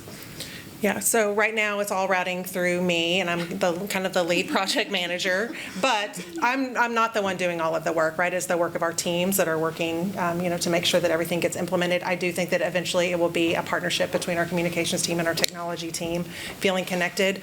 Something that we know that it's going to happen is, if we see repeat questions coming through the chatbot that the chatbot wasn't able to answer, well, we can load that information into the chatbot so that the next time somebody asks that question, it's ready to go. So it's not like we launch it on December 1st and everything's good to go. We have to continually monitor it, and it's going to take time for us to make sure that everything is exactly the way that it should be to be able to meet the needs of our families. Yeah. I think this is amazing. I think the only thing that could go wrong, and I don't want to see that happen, is if it becomes no one's baby. And when nobody is in charge of it, we can have all the great things in the world in our district, but if nobody is taking responsibility and monitoring, then it can go the wayside. And I don't want to see that happen because this is a great idea. I do think that it'll be my responsibility to make sure that with our cabinet team and our senior staff team that we're analyzing the data to make sure that we're providing the customer service that we want to provide. And that's where my leadership would come, is to be able to share that data and on a recurring basis that we're looking at that together as a senior staff team. And that's how we'll know what implementation looks like. Thank you. Any other trustees with comments or questions? Ms. McMurrow, are you good? Okay. Thank you, Dr. Collins. Thank you. We have one item left on reports tonight, and that is a update on our 2024-2025 parent survey results. Dr. Smith. I've promised Dr. Lopez that I will never call on her unexpectedly in board meetings, but I'm calling on her tonight because it's expected. Dr. Lopez and Dr. Stewart are going to be here. You all know we provide you an annual report on our parent survey, and tonight they're providing you those results. President Chapa, members of the board, and Dr. Smith, thank you so much for your time this evening. The purpose is to present key findings from our 24-25 parent survey, highlighting strengths and challenges while demonstrating alignment with our district priorities. So I'm going to start with our why. Why do we administer a parent survey each year? Well, we believe that our families are our customers, and we know that families have choice. So each year, when we administer that parent survey, we use that as a tool to be able to start meaningful dialogue and to identify solutions to core needs that our families are telling us that they have. The district, the survey is designed with parent input to do 4 things: to identify and mitigate barriers to involvement, to increase trust and communication, to make sure that we're addressing perceptions of the school environment, and then to inform data-driven actions. So the parent feedback has led to many tangible improvements. One example is the significant increase actually in the survey participation rate over the last couple of years. That leads to more accurate, reliable, and generalizable data. And so what you can see on this slide, we had 10,988 participants on the survey just last year. That's roughly 21% of our families participated and gave us their feedback last year. The picture shows an idea generated from a parent idea that we should start this campus-to-campus friendly competition to encourage those participation rates to increase. And so this picture shows the learning community principal leaders who had the largest participation rates compared to the campuses in their learning community. One metric that we are able to calculate from our parent survey data is our Net Promoter Score. So an NPS reflects the net of parents that are likely to recommend the district versus those that aren't. And so you can see here on the slide, our NPS was a 41. That shows strong parent satisfaction. Not only did we meet the 2025 board priority key progress measure to go from 39 to 41, but compared to cross-industry benchmarks, that 41 exceeds what Bain and Company would define as favorable, which is anything larger than 20. And the question from a few weeks ago that SurveyMonkey's great category, which is anything larger than a 30. Now, NPS is used in K-12 settings, some K-12 settings, but contexts vary and the data is not publicly available. So those cross-industry benchmarks and scales help us to provide context to understand what does a 41 mean when that's our NPS. And again, that 41 shows that the parents are enjoying their experience for the most part overall, enjoying their experience here in AISD, and that's a reflection of the hard work of the campuses and the district teams. We want to make sure that we don't just achieve this goal and we move on. How parents feel about their experience in Arlington continues to be important, and that's why you see that it's also a key progress measure for the board priorities for this school year as well. So we're looking to increase the 41. The NPS is, like I said, a calculation of recommendation for the district. We're also able to calculate the PESI, the Parent Engagement and Satisfaction Index, and that's a metric that's influenced by a parent's likelihood to recommend the campus that their child attends.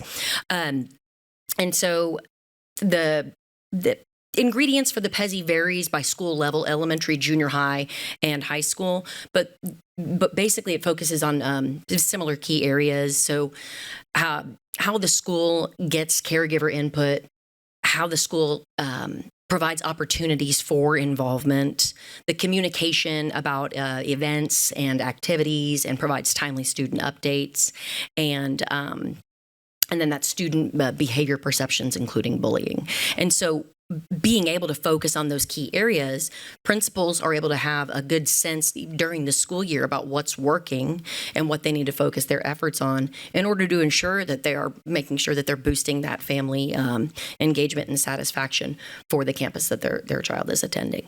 And so, as you can see on the slide here, the district moved from a 3.7 to a 3.8 in that PESI index. So that doesn't seem like a large gain, but putting it into perspective, it'd be a calculation of that approximately 10% of the 10,988 participants, the respondents on the survey, increased their score by 1 full point on a 5-point scale.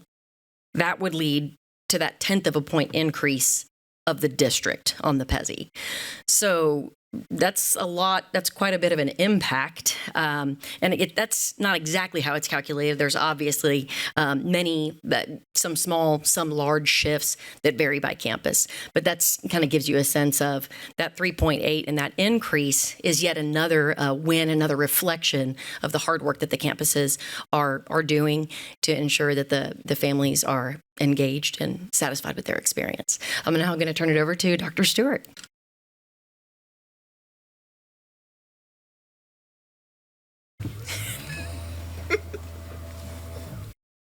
Good evening, President Chapa, members of the board, Dr. Smith. I'm grateful to be here today and share what we're learning and continue to learn from the parents and also the campuses.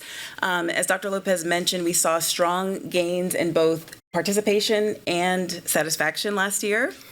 I decided to reach out to the principals who showed the greatest gains on their PESI score in concert with what we did last presentation with the staff survey based on Dr. Collins' question, what are people actually doing to drive these gains? So what you see here is a collection of 7 themes that basically capture the array of strategies that principals reported when we asked them, how did you boost your PESI scores, or how do you think you improved them? And it's just based on their perspective. So tonight I'll walk you through a few concrete examples that illustrate how those can be brought to life. So at Hale Elementary, they know that families come first because families are key to student success. Leaders greet families at arrival and dismissal, and Fridays are for family lunches. If you ever go to their Facebook page, you can see Grandparents' Day, and you can see the grandparents sitting with the kids. It's beautiful. Teachers also reach out with positive phone calls. They take the time to find great opportunities to share with the parents how well the student's doing in the classroom, and they also share resources to help parents support learning at home. At Starrett Elementary, they reestablished their PTA and had been dormant since COVID, so this was a huge shift for them. And now that PTA acts as a decision-making partner in campus initiatives and broad plans. At Parent Nights, the teachers share concrete examples of grade-level expectations. This is critical because in the parent responses and the open-ended items, a lot of people said, I don't really know how to interpret what my kids are doing. Is it on par with their grade? Is it just good for their class? I need some type of perspective to help me understand what their performance looks like. So they share those concrete examples, and they also provide skills that parents can reinforce at home. Their new annual tradition of Polar Express deepens a sense of belonging throughout the school community. And then at Moore, we have popsicle parties that are used to incentivize survey participation. And the parents did say, work with the kids. The kids can get us paying attention to things, so you don't always have to just email us or send us a text. The kids will come and remind us we need to take care of business. So that was fun to hear. One thing that parents also reported was that they want to participate in more engagement, but they get the notifications too late in some circumstances. So at Moore, they defined a clear monthly event calendar so that if parents need to take off, they have at least a 2-week notice to know if they can join and partake in the activities. One other driver that they mentioned that they think improve the parent satisfaction is student behavior. So the leaders worked with the counselors at the campus to give tools to the students so that they could express themselves and be proactive about self-regulation, so that basically get ahead of the problem before it starts. Parents noticed there's a decline in a report of problems at school or bullying, and then their satisfaction increased in concert with that. So now we're going to move on to secondary. Typically, we know that secondary parent engagement tends to drop, but if you look here at Nichols Junior High, we went up by 0.9. These schools had some of the highest gains out of all of their campuses, and they're quite remarkable. At Nichols Junior High, the leader and the staff focused greatly on transparency around the school's growth journey academically. They hosted a parent night where they talked about academic progress interpretation, attendance, and school climate. And the key feature there was a Chick-fil-A dinner. We can all buy Chick-fil-A, but sometimes it's nice to be taken care of. So that was a key lever there. They also said they shamelessly take any opportunity they can to celebrate their Mustang pride. One example that the principal shared was when their orchestra students were rated superior for UIL. They got T-shirts made. The staff got T-shirts made with the kids' names on the back of their shirts, like a sports team, and they celebrated that. They also have very large cheering sections at the games next to the parents, and they're very visible. So that was huge there. Sam Houston High also had great gains. They were intentional about leveraging key touch points such as required events like registration, freshman night, and senior night to have parents come in, give them a space to ask questions and provide input. And so they also themed their open house this past year Texan Roundup, and they basically showcase all the extracurricular activities that set their campus apart. They showcase clubs, fine arts, things that parents who are very busy won't necessarily have the time to research and uplift to their students. To boost their survey participation, they raffled a 50-inch TV. So that's exciting. Collectively, these campuses show the impact of acting from the heart and also uniting with their staff to strengthen productive partnerships with parents. Here you'll see a summary of the open-ended comment themes about what parents thought the child's school did well. Most feedback highlighted general appreciation, teacher celebrations, student well-being and inclusivity, and then leadership across the campus in various ways. And you'll see here that the end count basically reflects the number of comments that were themed with that topic. This is a summary of parents' top suggestions focused on academic transparency, safety, and coordination at dismissal. By the way, those numbers went down greatly, and a lot of parents have commented that they've seen a huge improvement since last year's survey about safety and coordination of transportation, so it's getting better. And then also timeliness and responsiveness of communication in schools and general school safety. What I want to point out here is for the academic transparency and communication, parents are mostly focused on concrete tools to understand what their child is learning and how to support them when they're at home. So that's something that I know a lot of campuses are also working on, as well as timely grade release and interpretation of reports. So some parents are still struggling to understand what report cards mean, especially at the lower levels, and how to make sense of that. So they want to be involved, they want to support the teachers, they want to be engaged, and that's really, really good news to hear. I want to give a shout out to Erin Perales and the Family and Community Engagement team. They invited us for the third year in a row to speak to their families. It started with the Title I Family Council, and now we meet with the Family Engagement Council. It presented basically an overview of the parent survey results, and then the parents were sitting at feeder pattern tables where we gave them a matrix of all the strategies that those top campuses that we just talked to you about basically highlighted what they did, and we wanted to get their opinion. Is this impressive to you? What of these strategies would be most compelling? Does what you heard about the survey results resonate with you and the families that you speak with every day? And then where do you want us to continue to improve? So they started by saying, yes, this reflects what we're seeing. We're happy to see so much more engagement. We're happy to see more staff buy-in. They said, were staff required to do all these things like going and cheering at the game and wearing the t-shirts? And we said, no, they just wanted to. And they said that reflects well on the school and it makes them feel like everyone's on the same page and there's great leadership. They appreciated the fact that feedback is being acted upon in tangible ways. And then when we asked what do they want to see a continued focus around, they said so many of these campuses highlighted great examples of how to do good communication.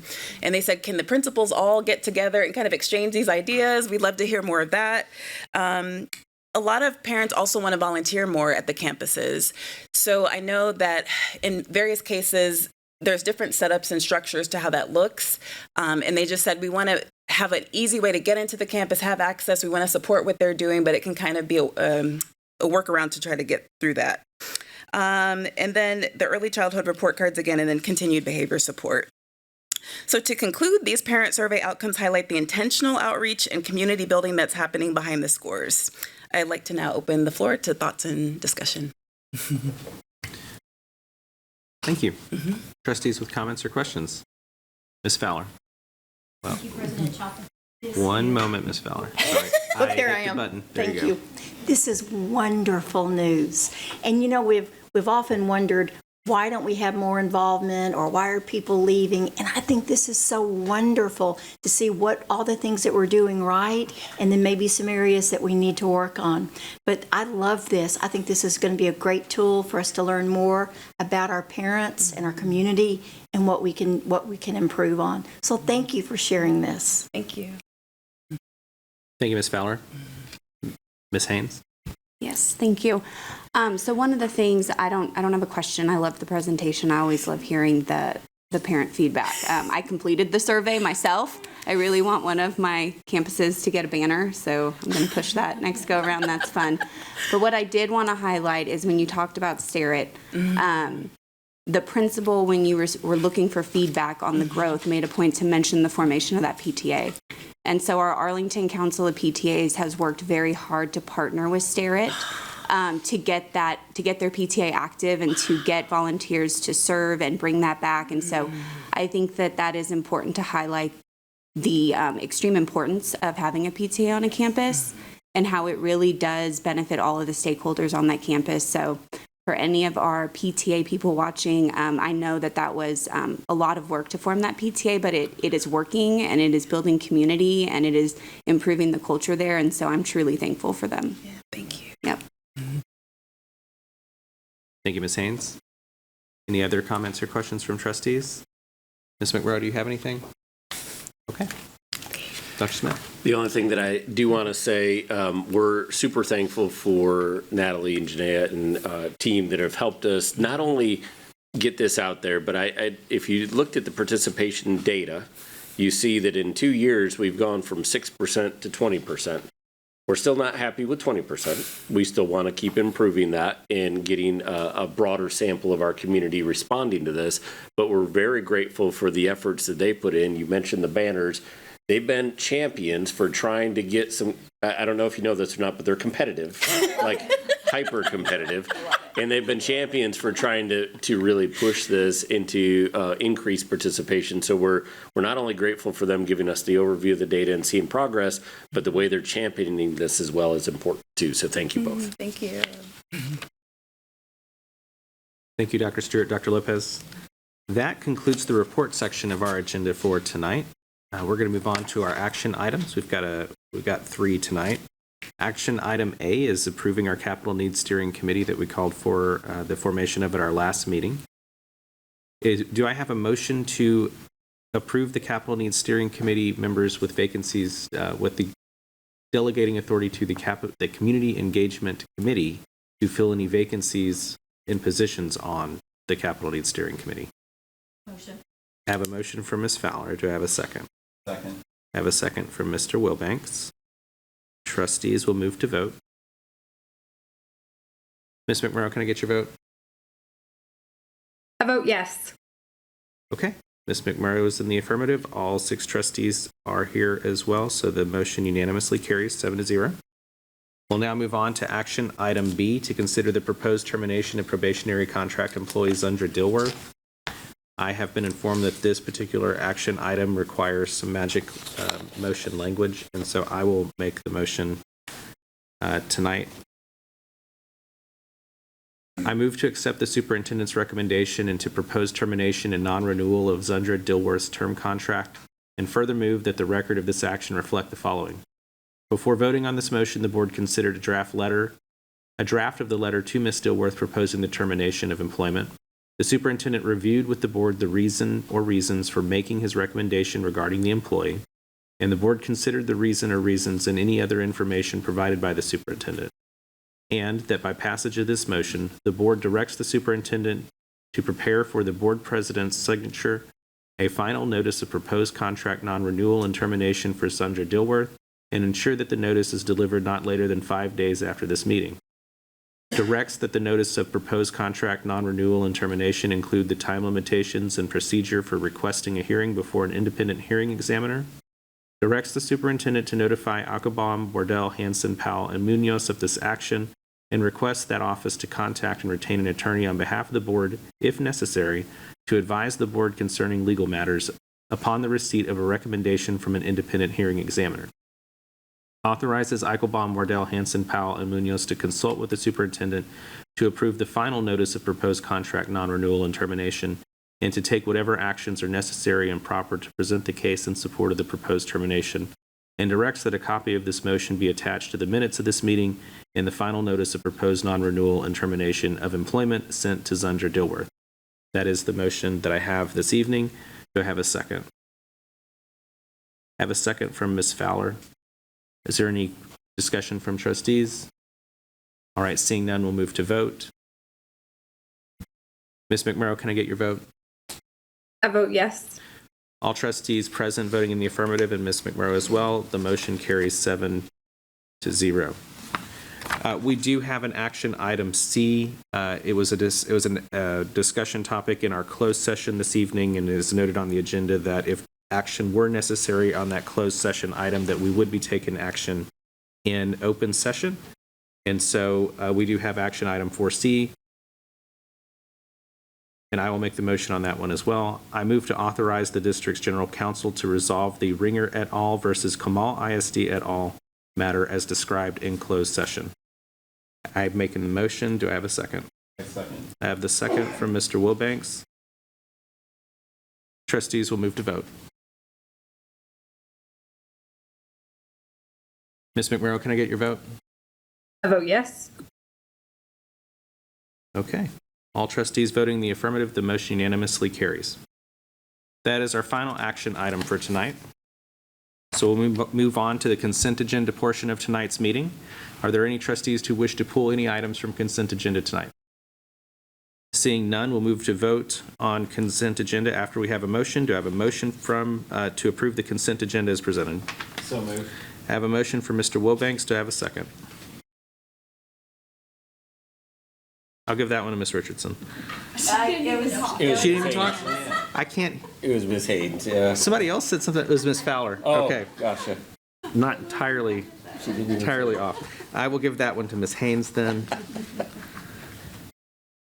Okay. Trustees will move to vote on the consent agenda. Ms. McMurrow, can I get your vote? I vote yes. Thank you, Ms. McMurrow. All trustees voting in the affirmative, consent agenda unanimously carries. We'll now move on to our open forum for non-agenda items. Ms. Acosta, do we have any speakers registered for non-agenda forum tonight? President Chapa, we do. We have 3.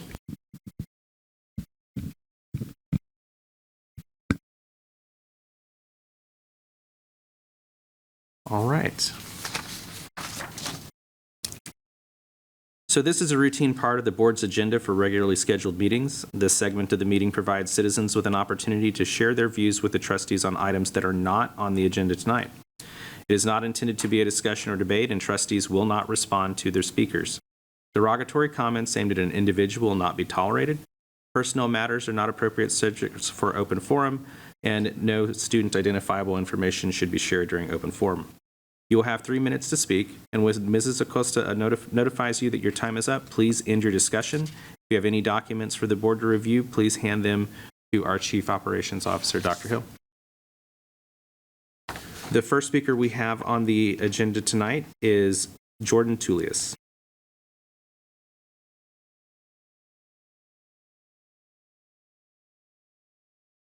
All right, Mr. Tullius, you'll have 3 minutes.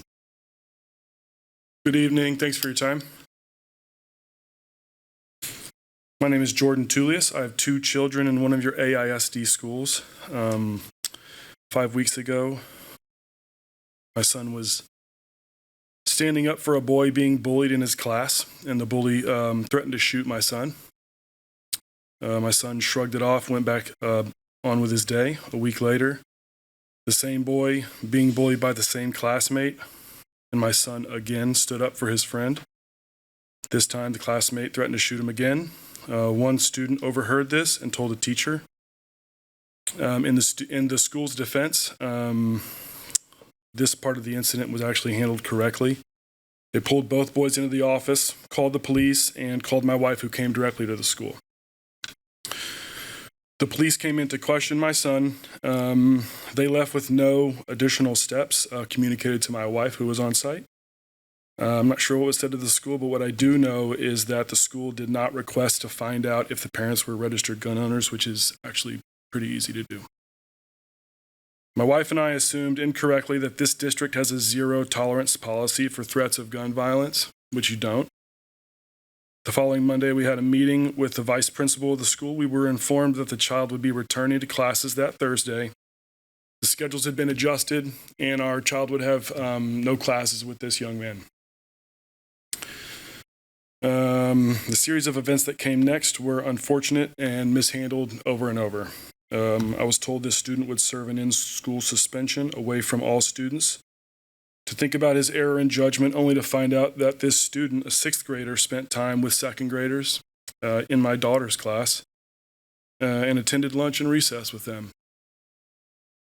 The stay-away agreement was signed by both boys. All teachers were notified.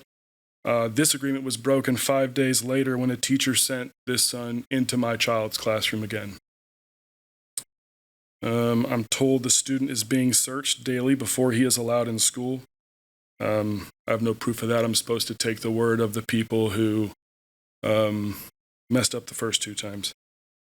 After speaking with Dr. Hill and no returned email from Dr. Smith, we were told that there wasn't anything more that could be done punishment-wise for this student who threatened to shoot another student on school property twice.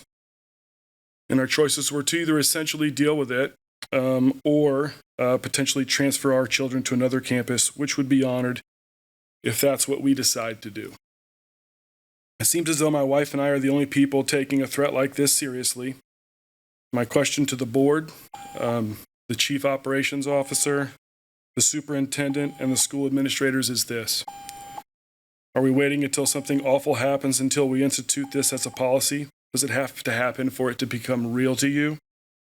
Instead of waiting for these students to act on their threats and naming your policy after their victim, Mr. Julius, I'll ask you to wrap up your remarks. Maybe we institute this policy now and maybe save a life. Thank you. All right, our next speaker this evening is Ms. Sayed.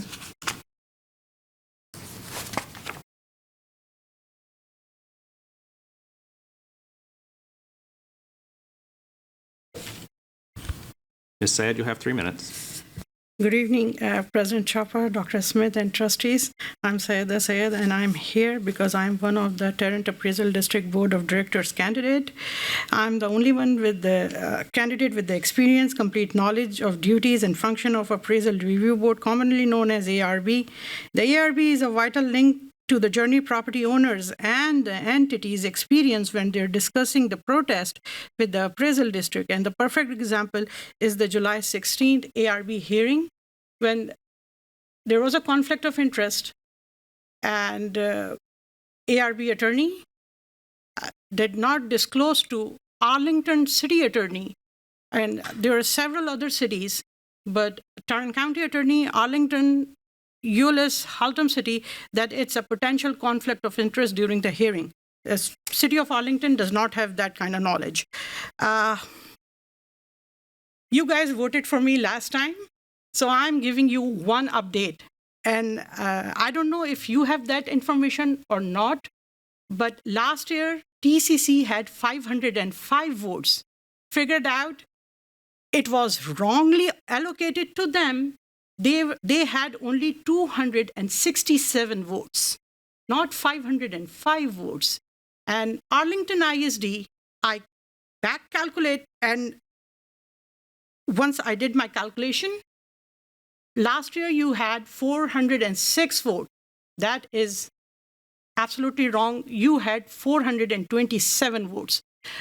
21 votes were given from Arlington ISD to TCC because of the Chief Appraiser Office did not done their job correctly. They did copy paste for TCC. It was a mistake. And I talk about that at TCC meeting tonight.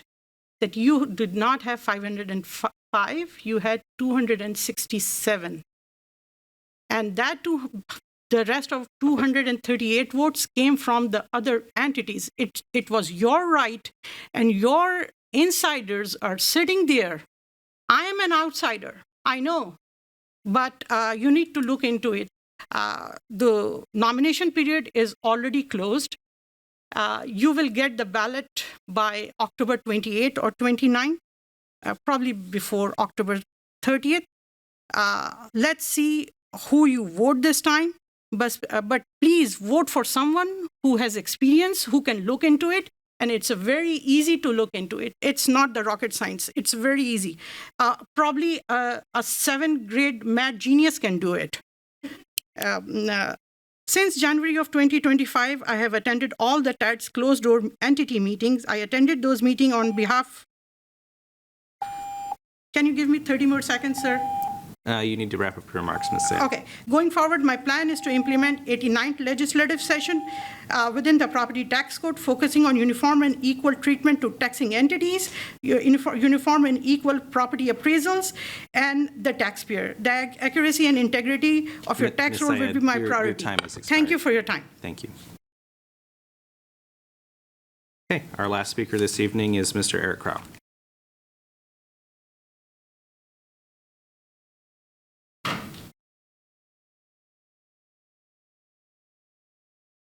Mr. Crow, you have 3 minutes. President Chapa, Board, good evening. Last minute add-on. I wasn't going to come down, but then when I decided to, I know President Chapa, you always got your colors on and everything, so I figured I'd represent the Steelers this evening, but it's not doing too well right now. So, look, I've been here. I've talked to you guys plenty of times before, so there's not much more I can say. There are a couple things I want to bring to your attention. If you watched Commissioner's Court meeting on Tuesday, they had a simple TAD cost share agreement that they were supposed to be voting on. Well, they tabled it. And it's software that the Appraisal District uses, Tarrant County uses, and Tarrant Emergency Services District uses. So they table it, and I'll let you watch the comments if you want to. But I reached out to Bobbitt and I asked him if they don't renew the contract, what the cost is going to be. Well, he said the cost will be 4 times the expense. Now, on the surface, it doesn't seem like it really affects you, but it does, because they're going to need the software that they use. It's aerial photography that they use. If Tarrant County backs out of the contract and the Appraisal District picks up the contract on its own, guess who pays for the extra expense? So just keep that in mind. I want to talk real quick about the reappraisal plan. And I think, well, I don't know if many people know this. So at the March meeting, they came out of executive session and they made a comment about the employment contract of the chief appraiser. Well, I got the employment contract of the chief appraiser. They took out his metric for his bonus for schools to pass the property value study. They were never gonna amend that reappraisal plan to change the property value study if the schools got in danger. And anyways, here's the employment contract. You can read it. And the last thing I want to say is, there's a video Mr. Campos released the other day. The vote numbers that he used in that video, all I'm going to say is they're wrong.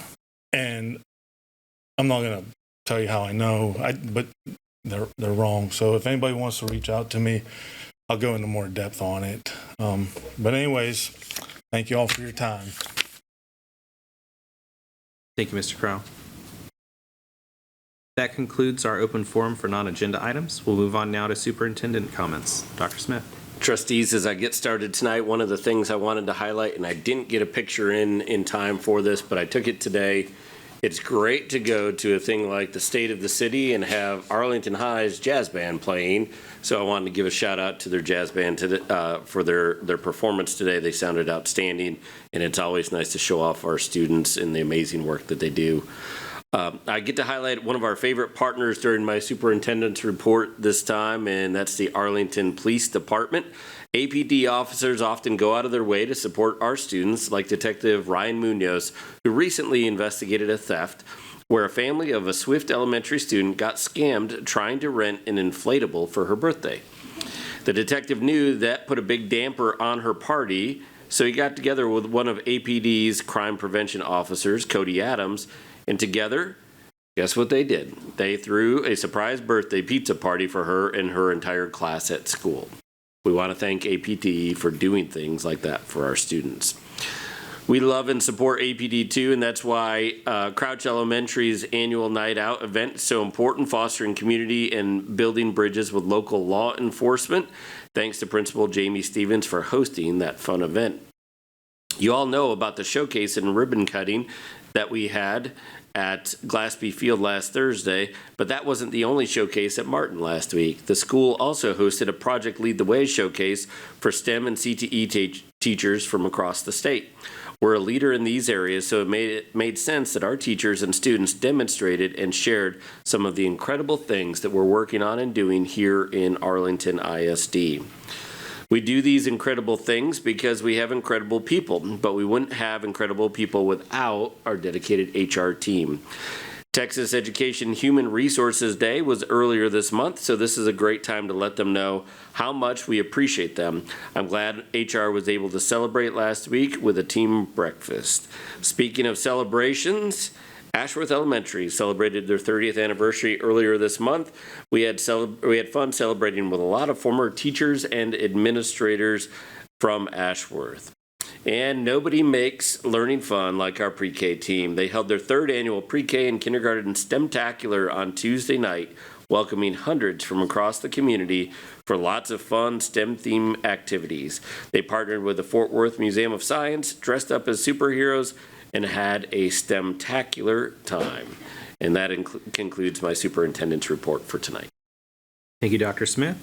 That brings us to trustee comments and reports. Do we have any reports from trustees this evening? Ms. Richardson. We have a couple of exciting birthdays coming up that we wanted to celebrate. Dr. Smith, we know that you have a big one coming up next week. But more than that, we wanted to recognize and celebrate our very own famous Spence Roberts. It is his birthday today. He takes such good care of all of us and each of us. Is that not his last name? Are you laughing at me? It's Robert Spence. Robert Spence? It's Spence Roberts in my head. We call him Spence. I didn't even know he needed another name besides Spence. He's like Madonna with one name. But it's Spence's birthday, and I feel like he takes care of all of us. He's always behind the scenes. He's always behind the camera, and he never gets the shout out that he deserves for taking care of all of us. So on behalf of all of us, I just wanted to tell you happy birthday, Spence. Thank you, Ms. Richardson. I'm going to start calling Spence Madonna. Any other reports this evening? Okay, that brings us to our Secretary's report. Madam Secretary, do we have any matters that have been reported for further consideration tonight?